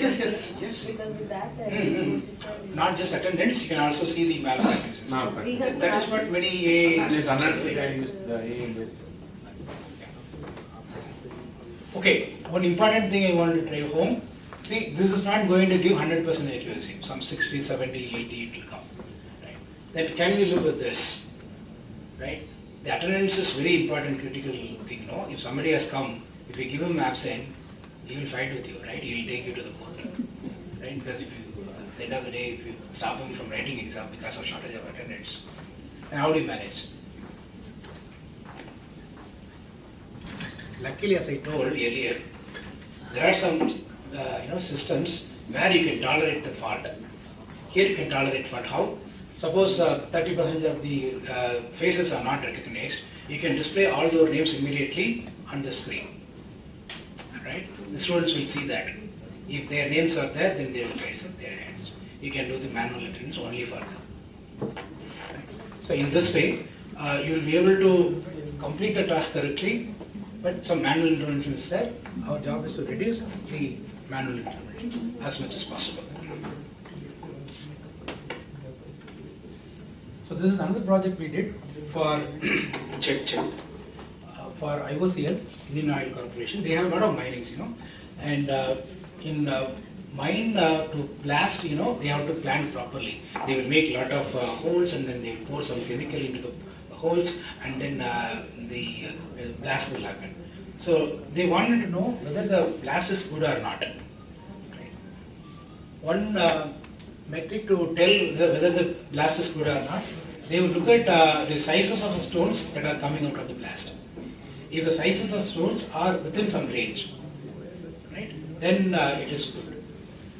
So the number of small stones should not be too many, number of large stones should not be too many, and majority of the stones should be in the range from some number to some other number, lower limit, upper limit. Why they say that is a good blast is that only such stones can be transported easily. Suppose big rocks are there, then you need to further break it down, right? Suppose very small stones are there, then the number of stones, the quantum of total volume of the stones will be very less. So therefore they want to keep that range. And they gave this project to some other company. That company outsourced to us, and we completed this. This is running in IOCL.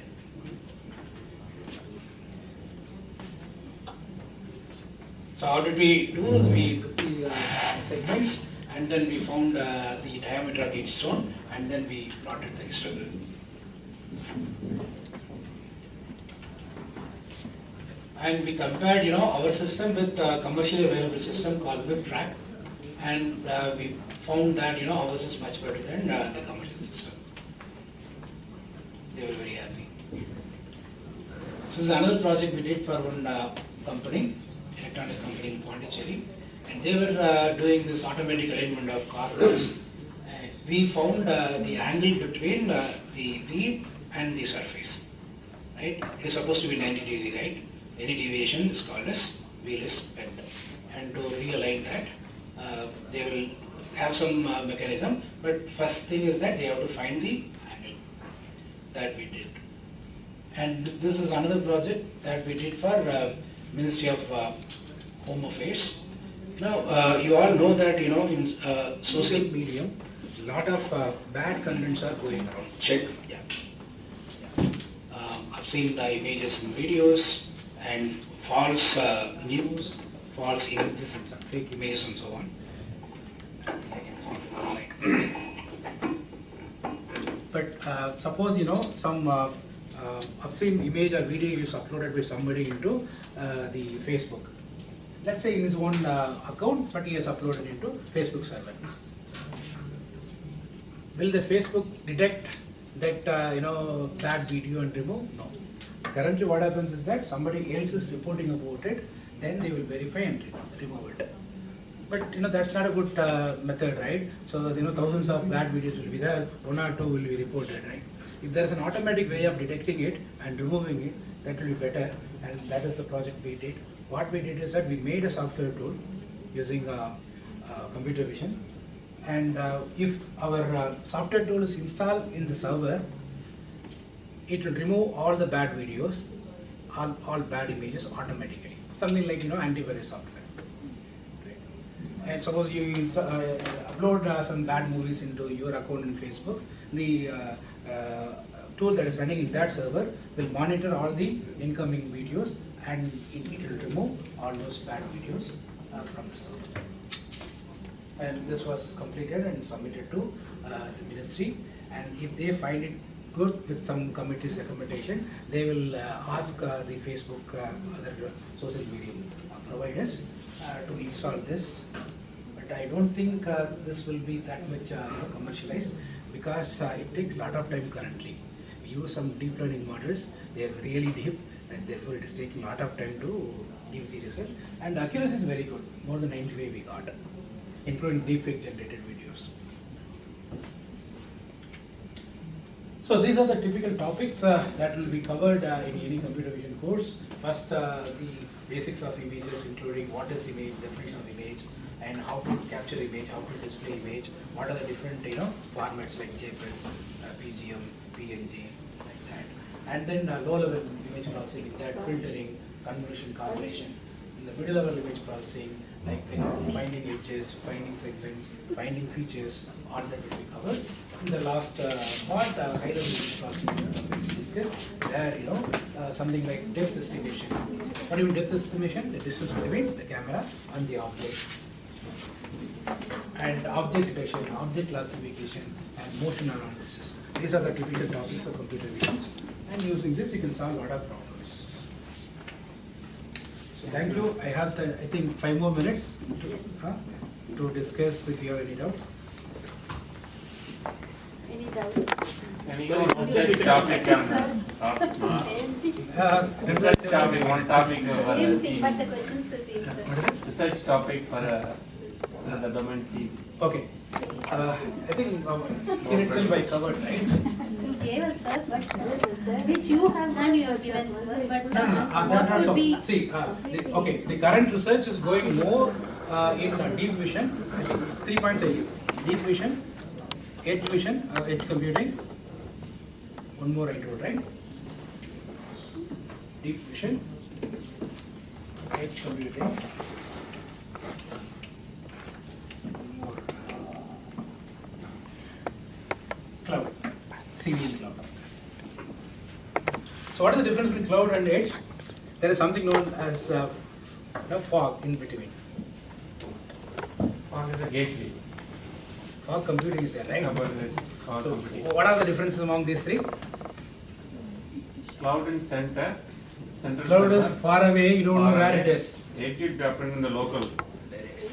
Edge means In within the you. particular device. Right. And fog means Fog means one half distance. One half distance. one of this. Just one half. Correct. Friday I'm going to touch that part. Okay, thank you. Okay, so revision. Any So, queries? these are the recent trends in computer vision.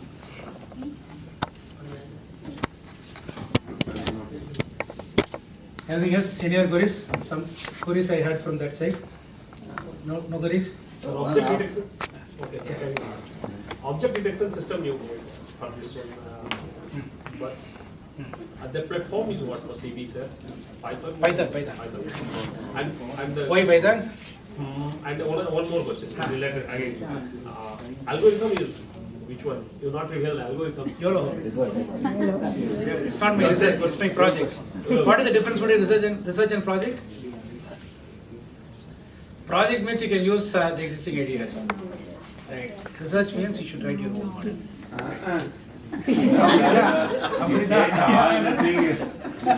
Hybrid model. Algorithms. சட்டையை மாத்துறது That matter. துவச்சி போகிறது துவைக்காம போகிறது long ஹேண்டாக cut பண்ணிக்கணும். See, for the last project only, that MHA project, there we made research also and we made project both. But for others, we did only project. They're using some existing ideas, fine tuning it and integrating it. Sir, can you share your code so that they can practice in the evening today? Code I didn't bring. I'm not supposed to give also.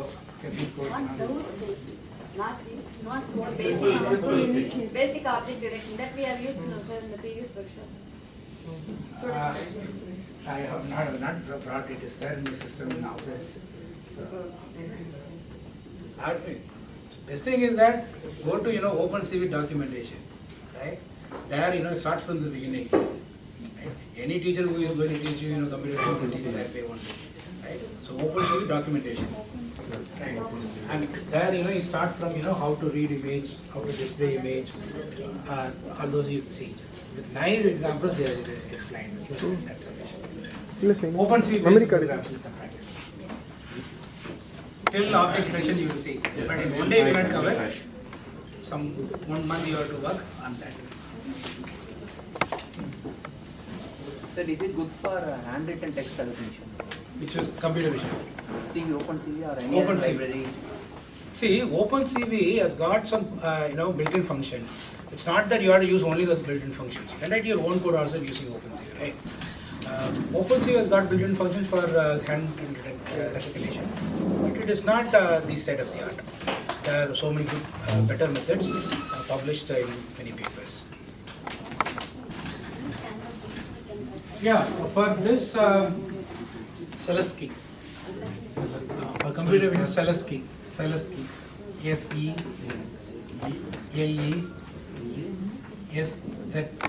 Zelensky, we have. Selesky. Yeah? Zelensky. Selesky. S-Z-K-I. Z-K, Selesky. Kasanda. Standard book. Like Farazan, for network Farazan, like that. Foreigner கொஞ்சம் இதாக இருக்கும் டிஐபிக்கு வந்து ஸ்ரீதர் எழுதியிருக்காரு அதை read பண்ணுங்க அதை read பண்ணிட்டு இதை கம்ப்யூட்டர் அவர் நல்ல டீட்டெயில்டாக thank you ma'am thank you all for listening patiently. Right, one advertisement, we are offering PG and PhD programs. And if you are planning to do PhD, right away you can apply to our institute. The advertisement is going to come.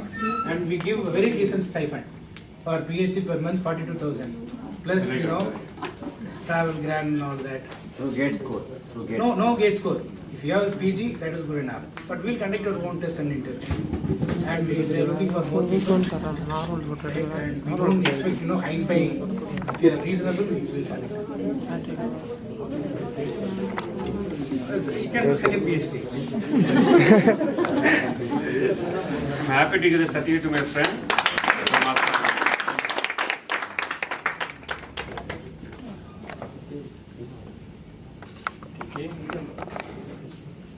Request Rajeshwari ma'am to propose vote of thanks. Good afternoon, everyone. I'm Rajeshwari. I'm a scholar in SRM, Vadapalli.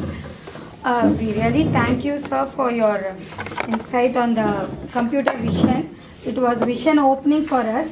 We have learned a lot of things, application of computer vision in a lot of areas, and what is AI, MI, ML, and computer vision, especially what is research and project, and what is novelty.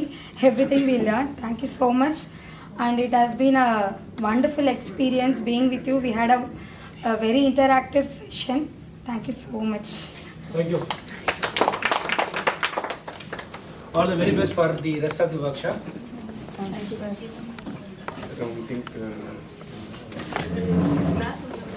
ஏதாவது class ஆமாம் Very important.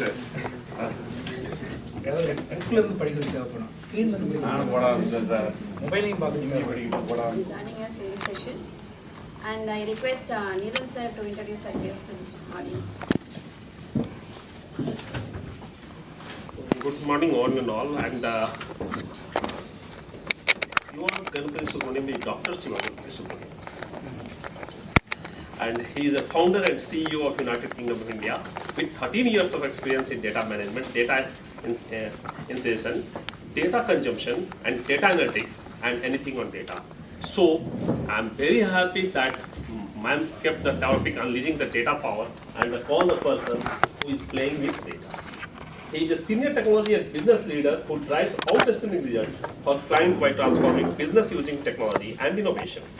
Dr. Siva Ganpati, currently a CEO, a cloud consulting and technology service company that helps enterprises modernize and optimize their data and cloud platform. As a leader of data analytics global business unit, Dr. Siva G. Subramaniam set the employee and company agenda and policy with regards to data and artificial intelligence, maintaining relationship and design a strategic business outcome in collaboration with cloud providers and many customer organizations. He also built an effective and extensible data analytics operating models across all data and cloud platforms for organization.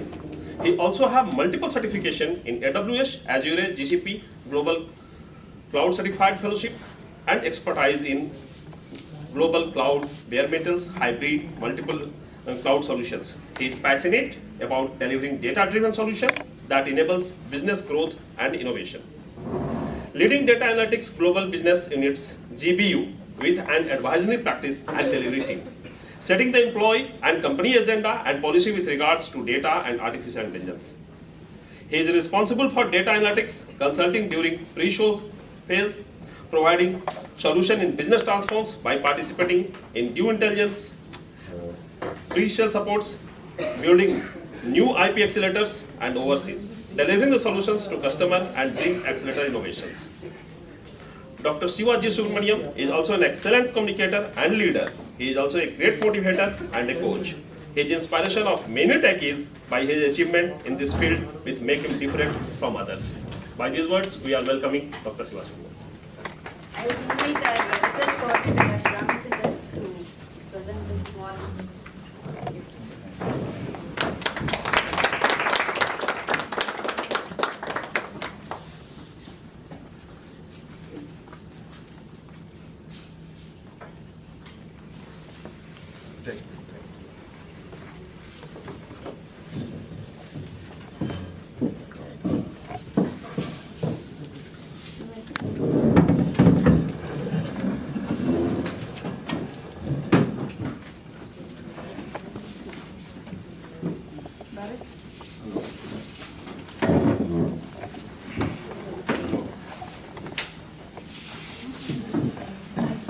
Hello.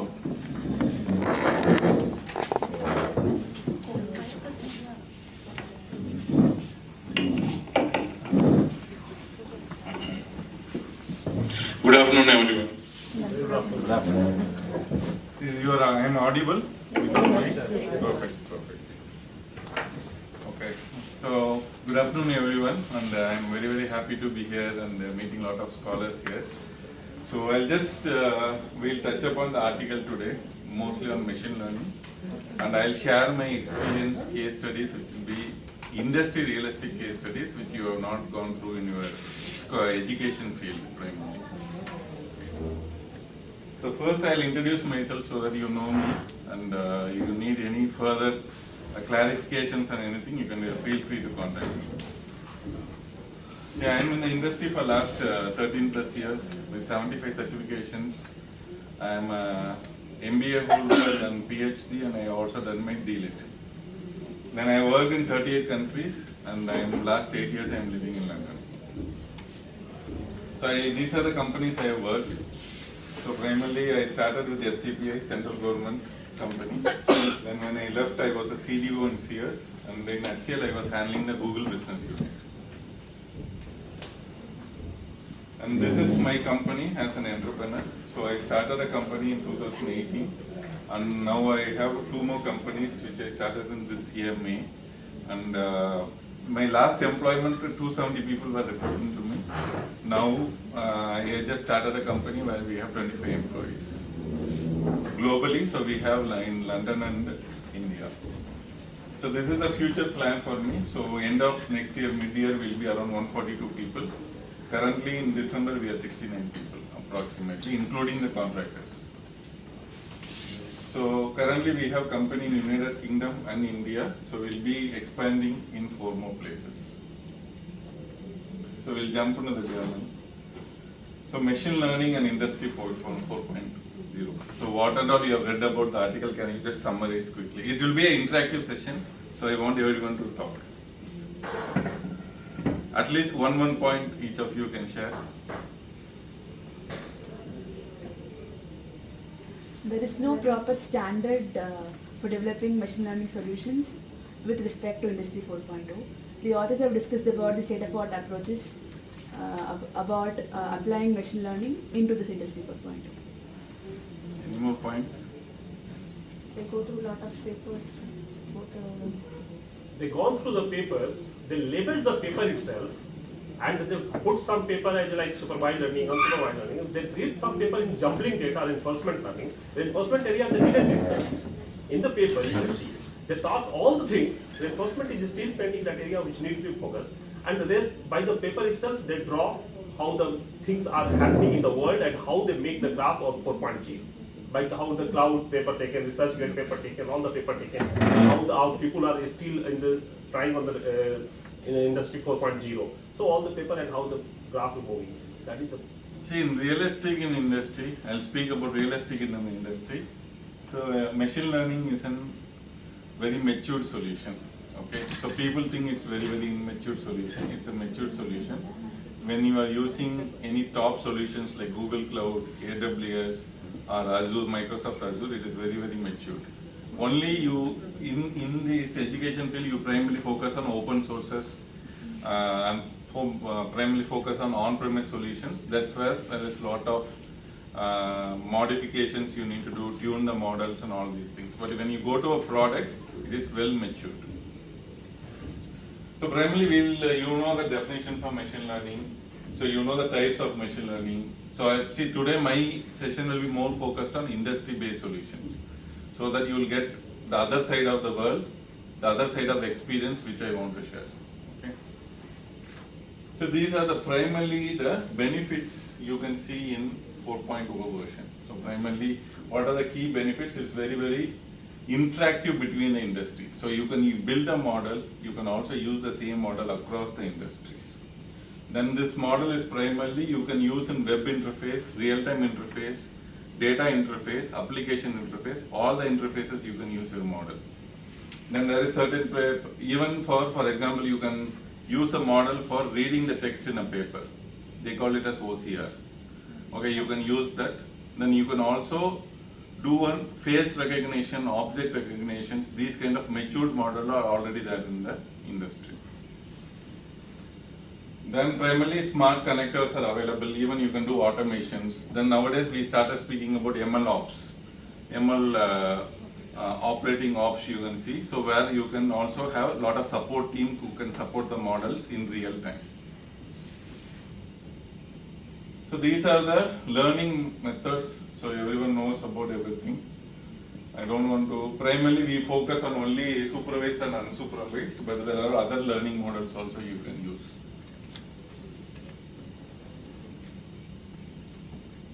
So these are the key problems you are facing in the industry.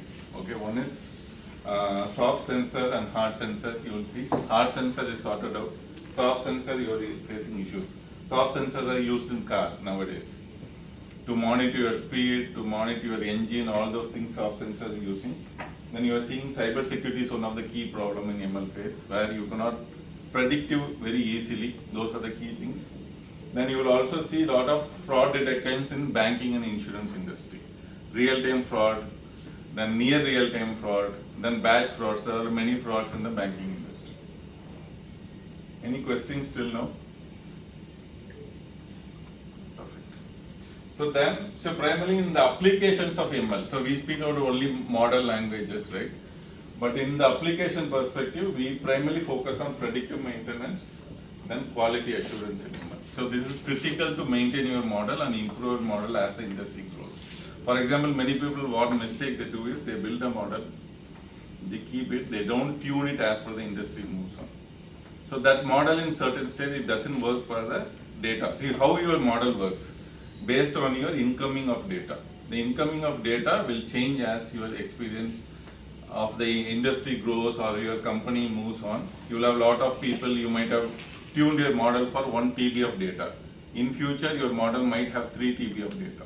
So this and all will gives you a false results.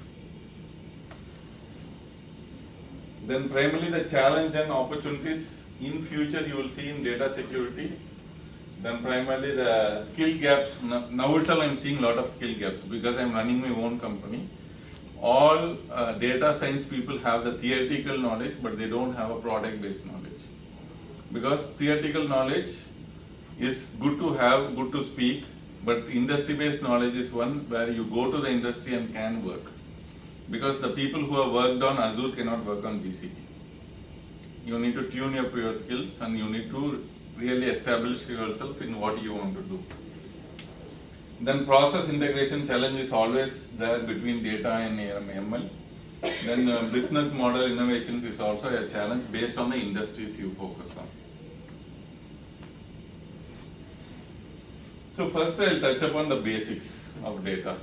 Okay, many people speak about data science without knowing data. Okay, data science is totally different. The basics of data is totally different. I started my career as a database DBA, they call it as DBA, database administrator. Then I worked on data warehousing. Then I worked on data lakes concept. Then I worked on business intelligence, reporting, ML framework. So it is a stage. The last stage is only data science.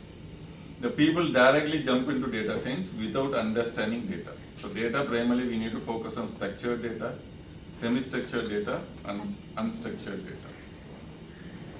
Without this basics, you cannot work on data science. So when I speak about data ingestion pipelines, right, you have 3 types of pipeline: real-time, near real-time, and batch.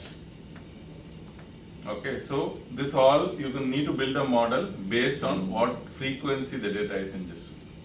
Then if I speak about data ingestion tool, can anyone name me 3 data ingestion tools in the market?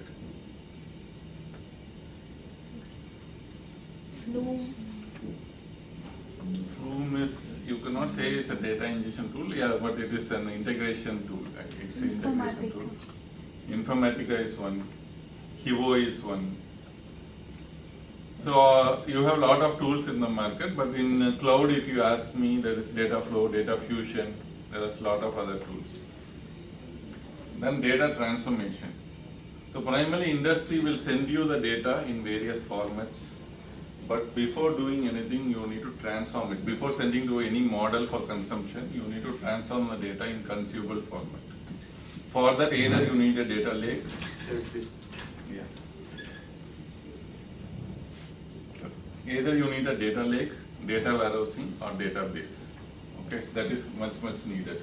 Then after doing all things, you need a managed services to manage your data and ML models. Then I told about the improvement of data, that the data operational team will take care and the support team will take care.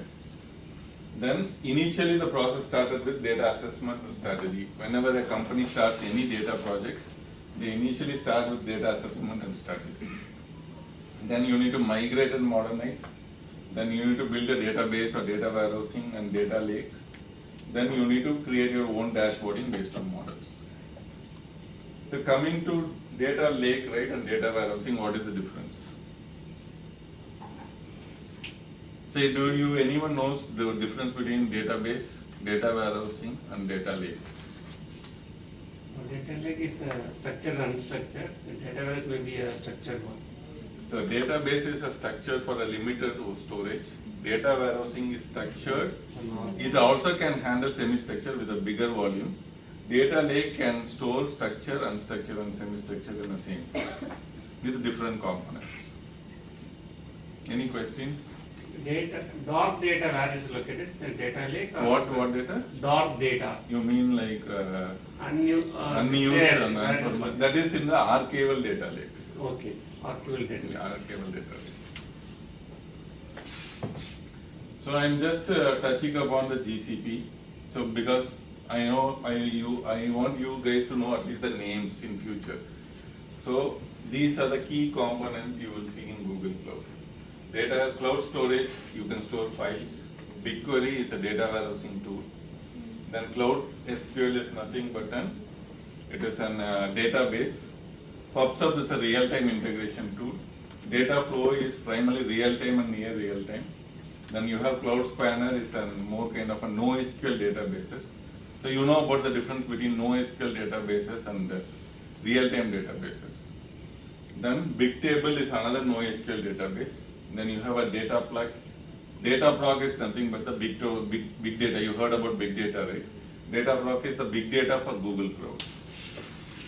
Then Data Fusion. Then Looker is a BI tool.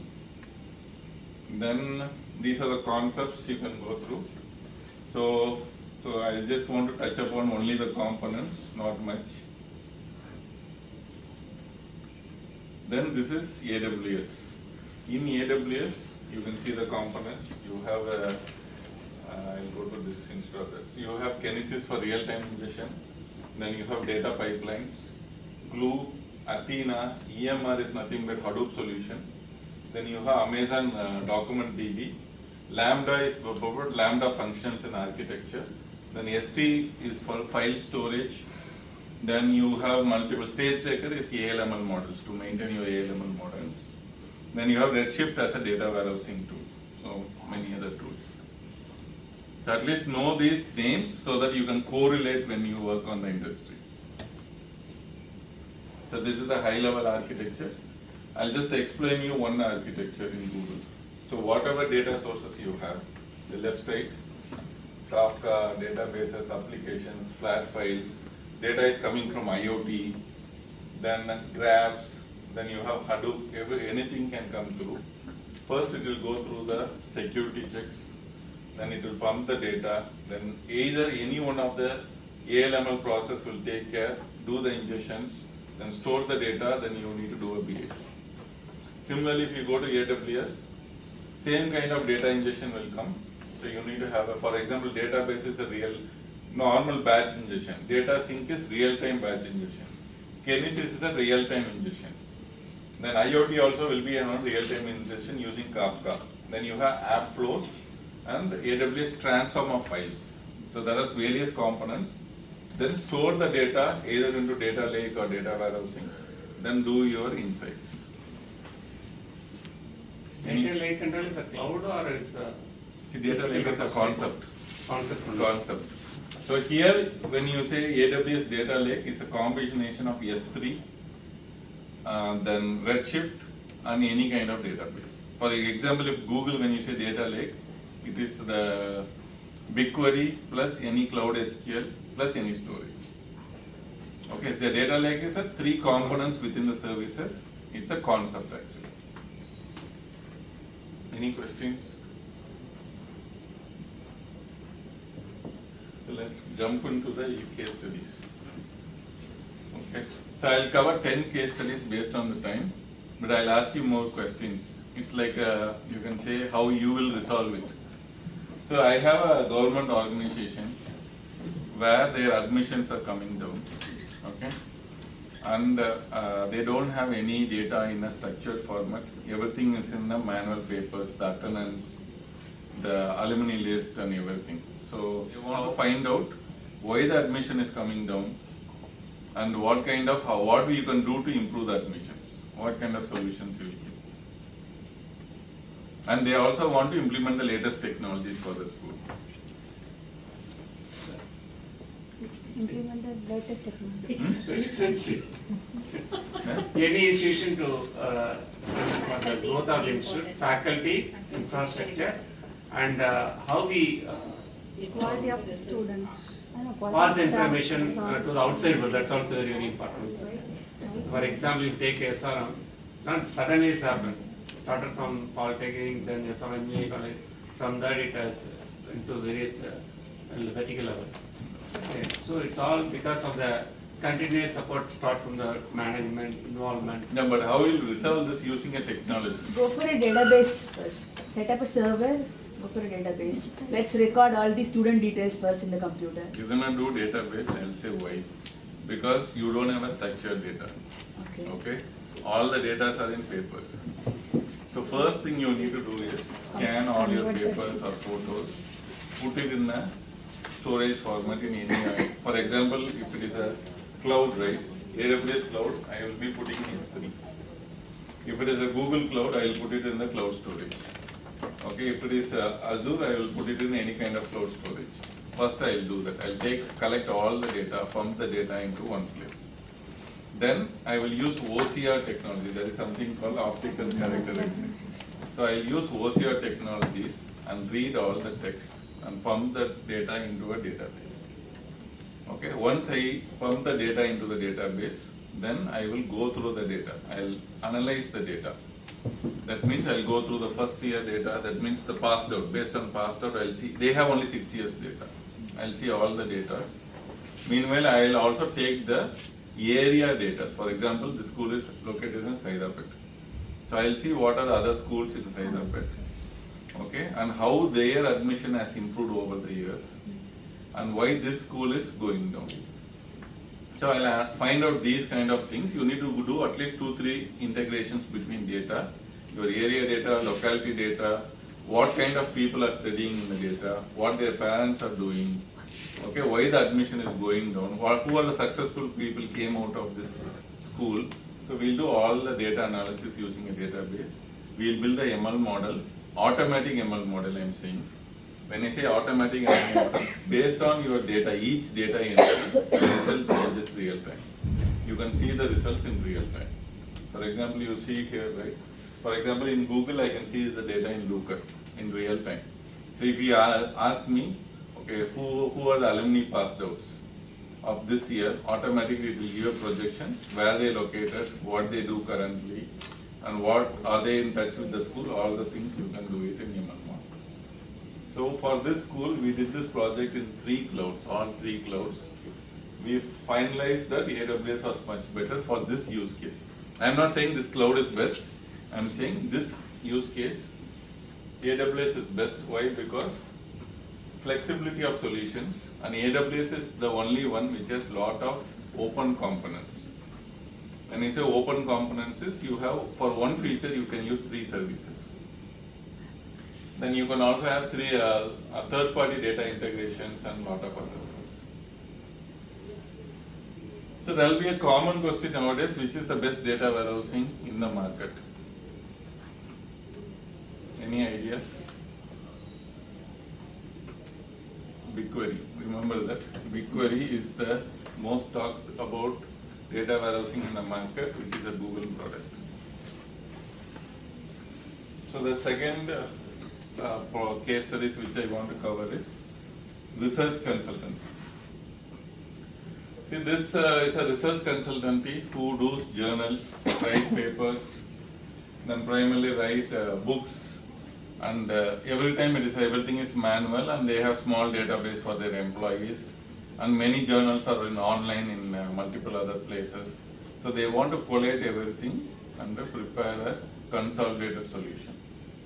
Okay, and they primarily want to do a search engine. For example, if they have 17,000 journals, how they will search a journal in general, it becomes very, very tough. So they want to do that, they came to us.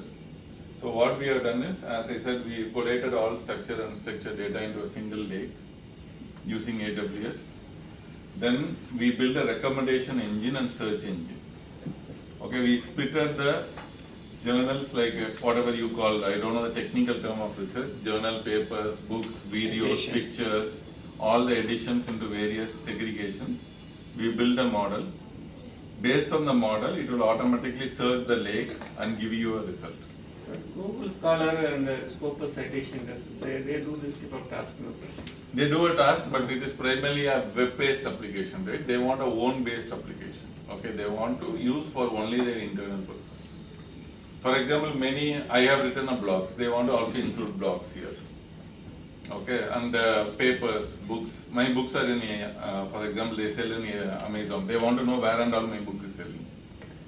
So all those things you brought into a single model. When you search this search engine capabilities, automatically based on author, based on book name, based on various categories, it will automatically pop up. Okay. Next, I'll ask you one interesting question. So, how pizza company? Everybody hope eat pizza. Okay. So, how pizza company works and how they do customer satisfaction? Any idea? Delivery. Yeah, delivery is only one factor. See, this project we did only for delivery, but primarily I'm saying overall how the pizza companies take care of their customers. Reviews. They are collecting the data from various sources. Different offers. Before, I'm saying that is before reaching customer, okay? Before that process, do you know how pizza company works? When I put pizza, pizza machine learning in YouTube, lot of videos pops up. They say that they use ML to increase their business. Yes, so I'll just come to this. So how pizza company works is, once the order comes, first thing is the entry comes into your database. They see whether you are an old customer or new customer. If you are old customer, what are your old orders? Was there any customer complaints raised before? What was his concern? Was it resolved? So they take all the histories. Then now if customer is ordered, let's say a chicken pizza, okay? And he is specifically mentioning, I want more cappuccinos, I want more tomatoes, more cheese, and less quick. For example, pizza generally cooked at 70%. He says less cooked means 60%. Okay. So generally the cook cooks the pizza. Generally you will see they keep the tray down and there will be a camera here. If you have noted that, I don't know about India, in UK I'm saying, they keep the pizza here. I think so it should be there inside the kitchen. It takes a picture of the pizza. So already the pizza company has lot of pictures which says based on your various scenarios, how should the pizza be.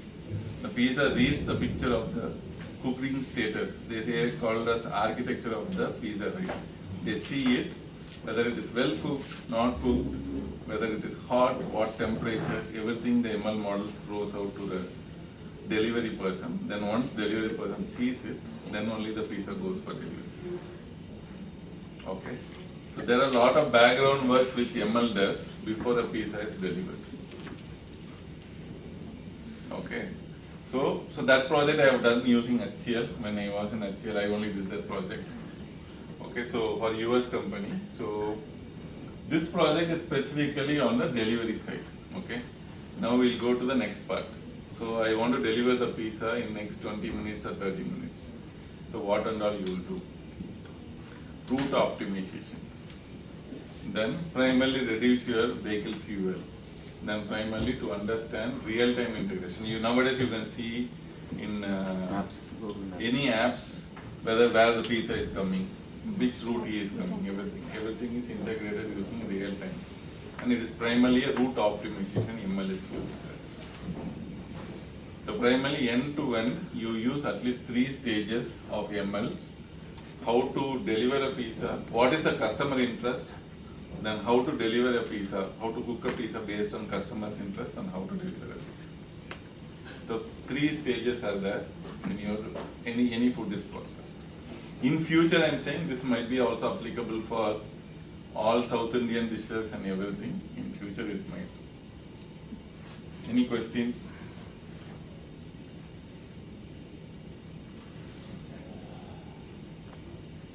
I'll just first cover the interesting case studies. This is about a banking customer. Okay, so the banking customer, what they want to do is fraud monitoring system. Okay, for example, in before days, you do a transaction in ATM, you don't get an SMS. And you don't get any notification. Generally in account, if it wants to come, it will take many days, at least 2 days to reflect in your account. How bank worked on it is, they did a real-time integration with all your mobile numbers. That means the service provider. It is not easy to generally do a real-time integration with any number.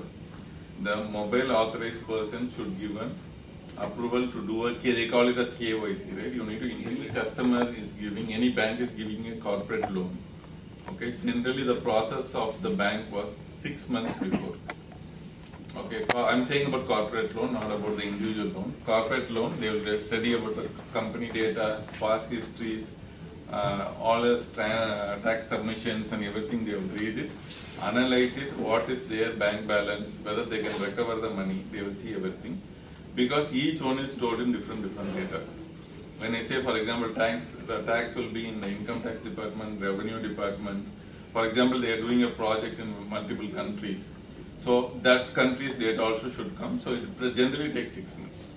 So what we have done is, we primarily take the customer, we build a model. Wherever the customer is sitting, not even a data lake, wherever the customer is sitting, we did a real-time integrations using SAS. We brought the data together and analyzed, and we give a score based on his previous histories. If he is a risky customer, you have a lot of histories, right? Many people get loan and run away out of the country. Okay, so if you feel he is a risky customer, the model will give a score of below 6. If he is a good customer, the model score will be above 6. Then based on that, the roll amount will be rolled off to the customers. So this is how the model works. So primarily, the objective here is the model will work for you in any industry, insurance, banking, then manufacturing, food industry, whatever industry, the model works. Nowadays they call it as functional consultant for model also, based on the industries. That is also a very, very happening role nowadays in the market. Any questions?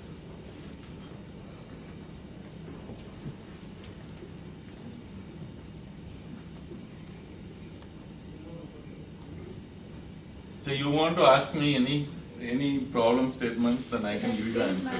Huh? This one? Paint manufacturing. Yeah, I'll cover that. So primarily paint manufacturing is nothing but see in abroad primarily what generally happens is when they particularly ask about certain textures, and primarily they also suggest you to heat the paint in number of hours to get the texture, because it's a cold country. Many of the abroad are cold country. There is a lot of procedure to it. So what they've done is, you have a lot of colors. See, generally we think we have only 10 colors or 20 colors, but actually in paint industry they have close to 200 plus colors. For understanding the texture of the colors, or to mix multiple planes and get the texture of the colors, they use ML models here. Okay, once the customer selects the ML model, they do the texture, they paint it, they heat the paint, then they give to the customer. Before giving to the customer, they do one picture analysis. They take pictures, put it into the model, analysis, and they need to give a match report of 100%. At least minimum of 95.5%. If that doesn't happen, then you need to repaint again for the customer. It's primarily focusing on customer satisfaction. See, I'm touching mostly on ML side, but there are a lot of data side towards it. Okay, I'm not touching much because data side, I don't know how much you will understand. So primarily that is pictures all will be in unstructured data. Picture and videos will be unstructured data, and you will also take pictures across the building. That will be also unstructured data. So whenever the unstructured data you analysis, your ML model will read the structured data and read. Now I come to one of the interesting use cases I am working in Australia. See, one banking customer is saying, all my employees are working on a confidential data. Okay, so I want to protect and make sure the confidential data is not leaking. So, see, generally all corporate laptops, you know, right, there'll be all firewalls, blockage, and everything will be there. But nowadays, How they leak data? Take a picture, send it in WhatsApp. Or someone peeps the data and take a notes. How will you protect that? Any idea? Come on, think about Through it. camera, we can monitor the employee. Which camera you would monitor? For In example, office, they are you can have a camera. No, they are working from home. Laptop's camera can be. Yeah. So primarily, but there is one issue there. As per the company employee law, you are not supposed to monitor your employees. So what do you suggest? In the office or? In your personal laptop.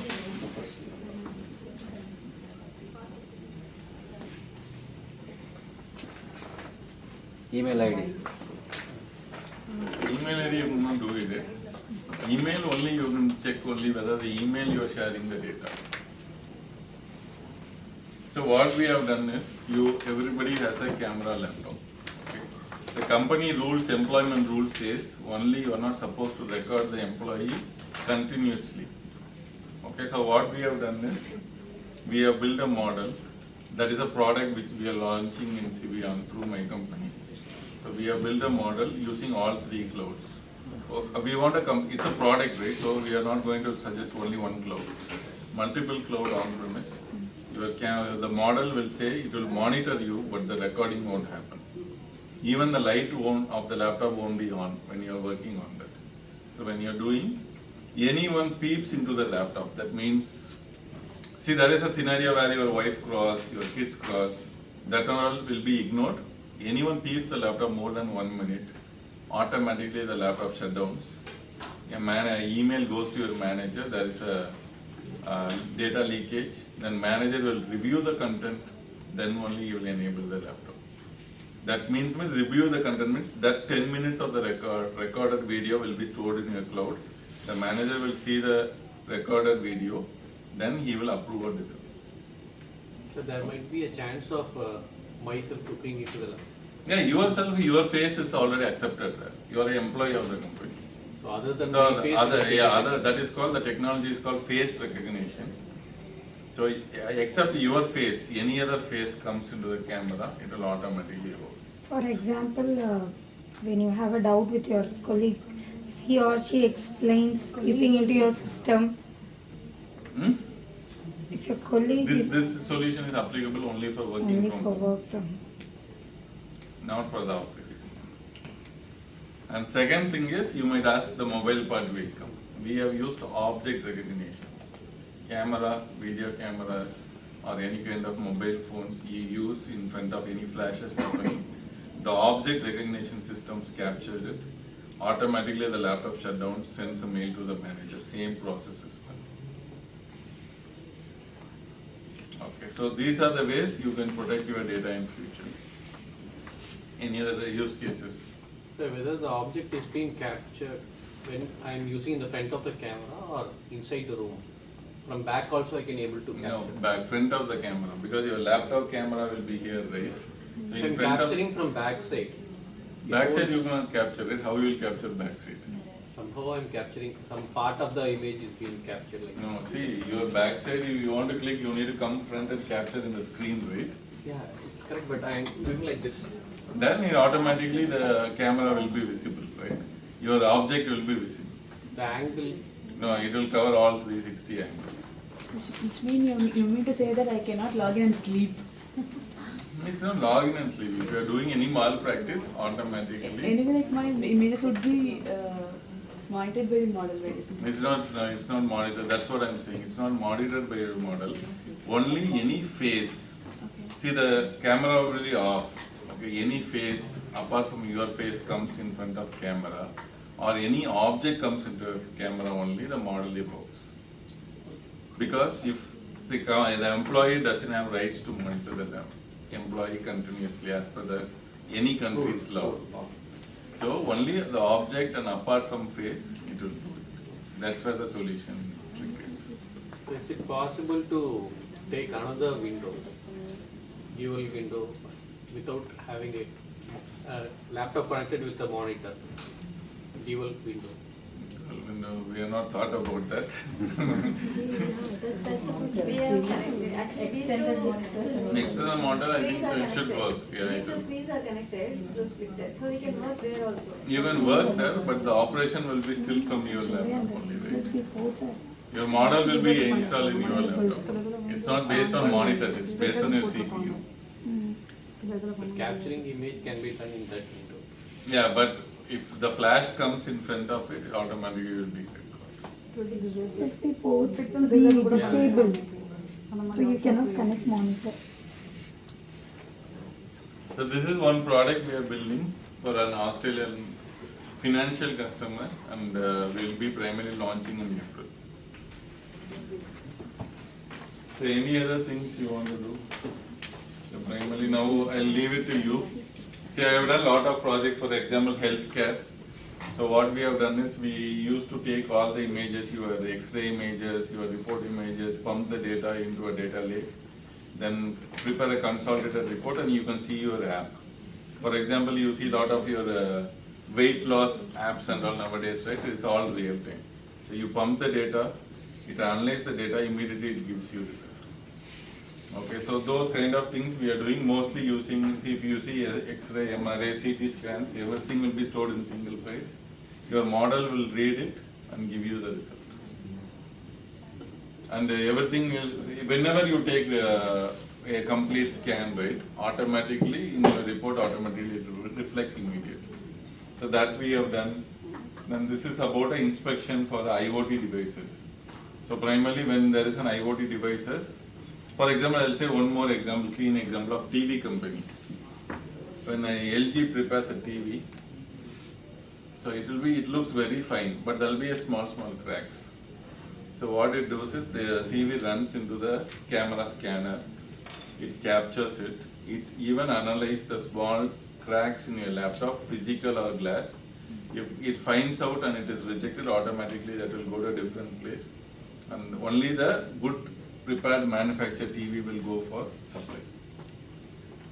So these are one more project we have done for LG. So that is one thing. Then so there are a lot of things. So any other things you want to discuss use cases? So that's what I had for you. But if you want any other use cases you want to discuss, I'm happy So to. for the TV quality checking, what kind of model you are using? It is also the picture and camera model. So how it works is, you will keep the TV and take a lot of pictures with cracks, without cracks. You know how to train a model, right? So primarily to train a model you need a lot of data.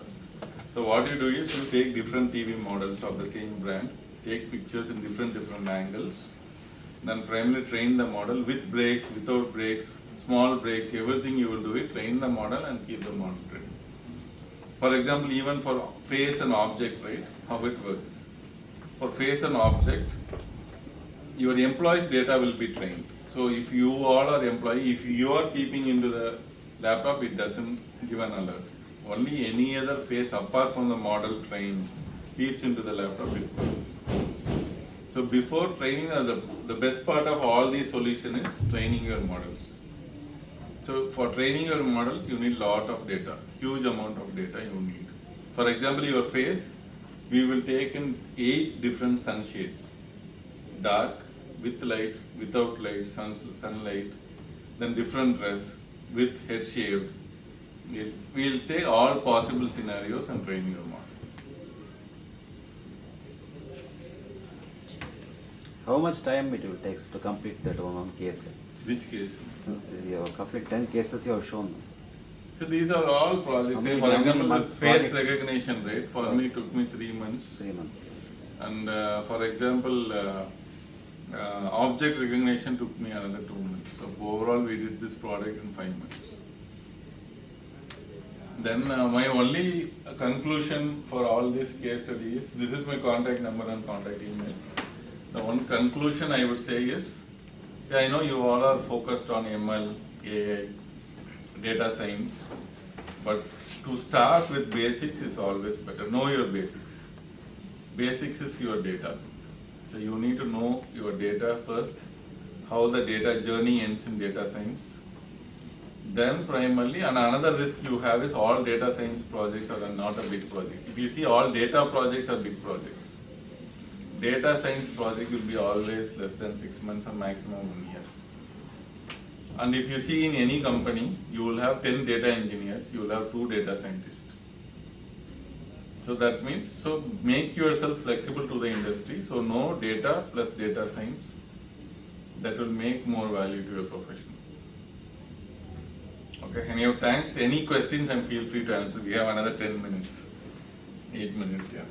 Is there any use cases belong to some gaming industry or gaming applications? See, gaming industry we have done for, in UK there will be a lot of small booths raised where you put the coin and play games, right? Those kind of gaming industry we have used, there is an app called Geon, if I am correct. So the Geon app will be IoT integrated with the gaming app. So whenever you do that, it primarily projects you lost. When you play the game, right, it says lost, you lost the coin, all those things are real time based on human models. And it is through IoT app integrations. So if you given a project to student, the normal used to refer Gaggle, GitHub, or some place they refer, how you people do the task for any case study? Are you referring any cloud-based tools or any third-party tools, or how you?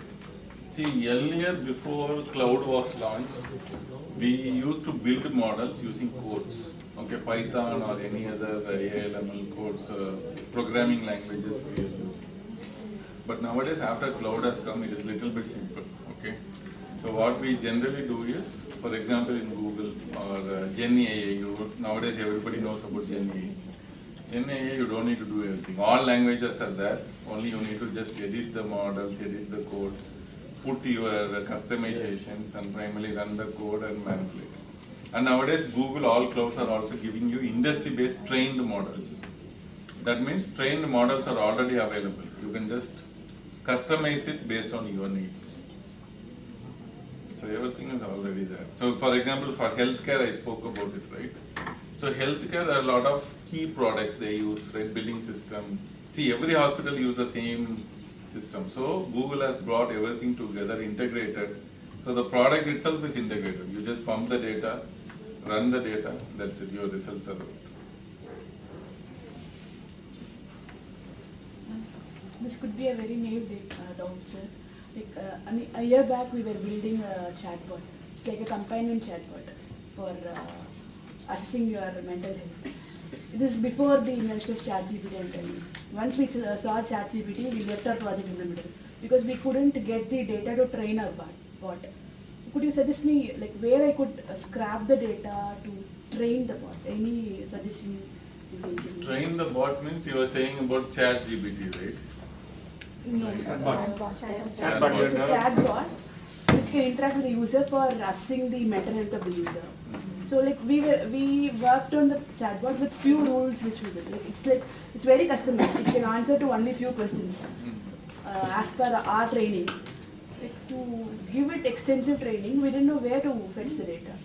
See, for chatbot, I would say it's a vocal data, right? To train the vocal data, you can ask multiple people to speak in different modes, ask different questions, record it, then train the model. Or we can at least, if it is like...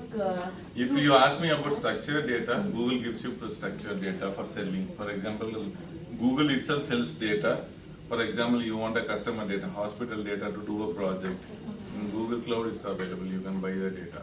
For example, any sales data or dummy data you want to do, you can do it. So those things you can do it. But if you ask them about recorded voice data or video data, you need to take from internet, download it, and train your bots. Which type of mobile application development environment you have used in your projects? Mobile applications. I am very weak in mobile applications, so I don't do any. But there are a few applications we used for this healthcare and few other things. So they were using something because I am not the core architect nowadays, so I don't know the complete details. But they were using some mobile apps. So I happen to see that Vertex AI being used in one of the case studies, which comes as a part of GCP. GCP. Suppose you don't have license, in the free trial, can we show that ML training and deployment to the students if we have a GCP account? Yes. Vertex AI can. Yeah, but you need to inquire the cost. Okay. So for example, Google gives you a free account and it gives free service. I mean service means I'm saying about the Vertex is one service. Yeah. Cloud is one, I'm saying cloud API is one service. So certain services are free. Okay, certain services are cost. So the Vertex AI is a world version, now they call it as Gen AI. Okay, I worked on Vertex AI 1.5 years back. So nowadays, since I am not working technically, my team is handling, now it is called Gen AI. So we can show our students. You can show it, but there will be minimal cost trained. That's what I told it, for train all my models, for this project, right, for face recognition also, my cloud bill was approximately 1 lakh. Okay, 1 lakh for, it was like 30,000, 60, 80, 1 lakh. Then after the product was ready, I switched off all the services. Then whenever customer demos only, we enable the services, show demo and switch off. Because the training model runs continuously, whether you use it or not.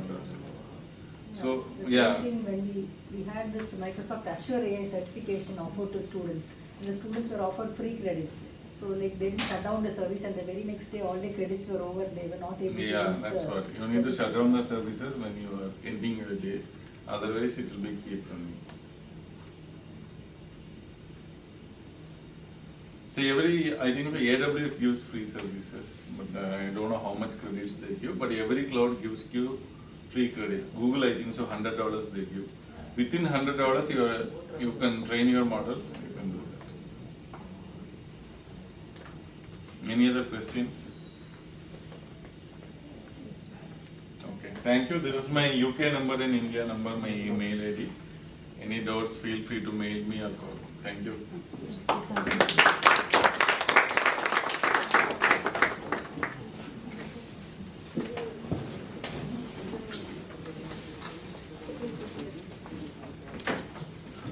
It was really a wonderful session. Actually, in short notice, he has accepted a request to address our participants today. He has visited from UK. He is actually alumni of our SRM And one additional information, he has started this company. Actually, he was getting around 15 lakhs per month salary. That he left that job and he has started his company. So that's an inspiration. We can take it forward to our students also.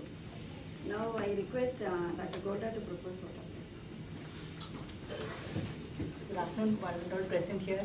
So on behalf of the Department of Computer Science and Engineering, I especially thank Dr. Shivaji Subramaniam sir for enriching our understanding of what we have learned in the past 3 to 4 days using the various industrial case studies. It was only day before yesterday night I had a discussion with sir. So sir asked me, what should I be addressing the students? So like I said, our topic is unleashing the power of data science using Industry 4.0, and plus we have an article discussion session. And I send the articles to sir in WhatsApp, and sir had a look on both the base papers, whatever we had sent, and based on that understanding, he prepared the PPT in such a short time, and he did this. So, really thank you very much, sir, for enriching our understanding and helping us in this academic journey, sir. Thank you, thanks a lot. Thank you. Okay, so nice meeting you all the best. Thank you. Participants can go for lunch and we shall be back like 1:50.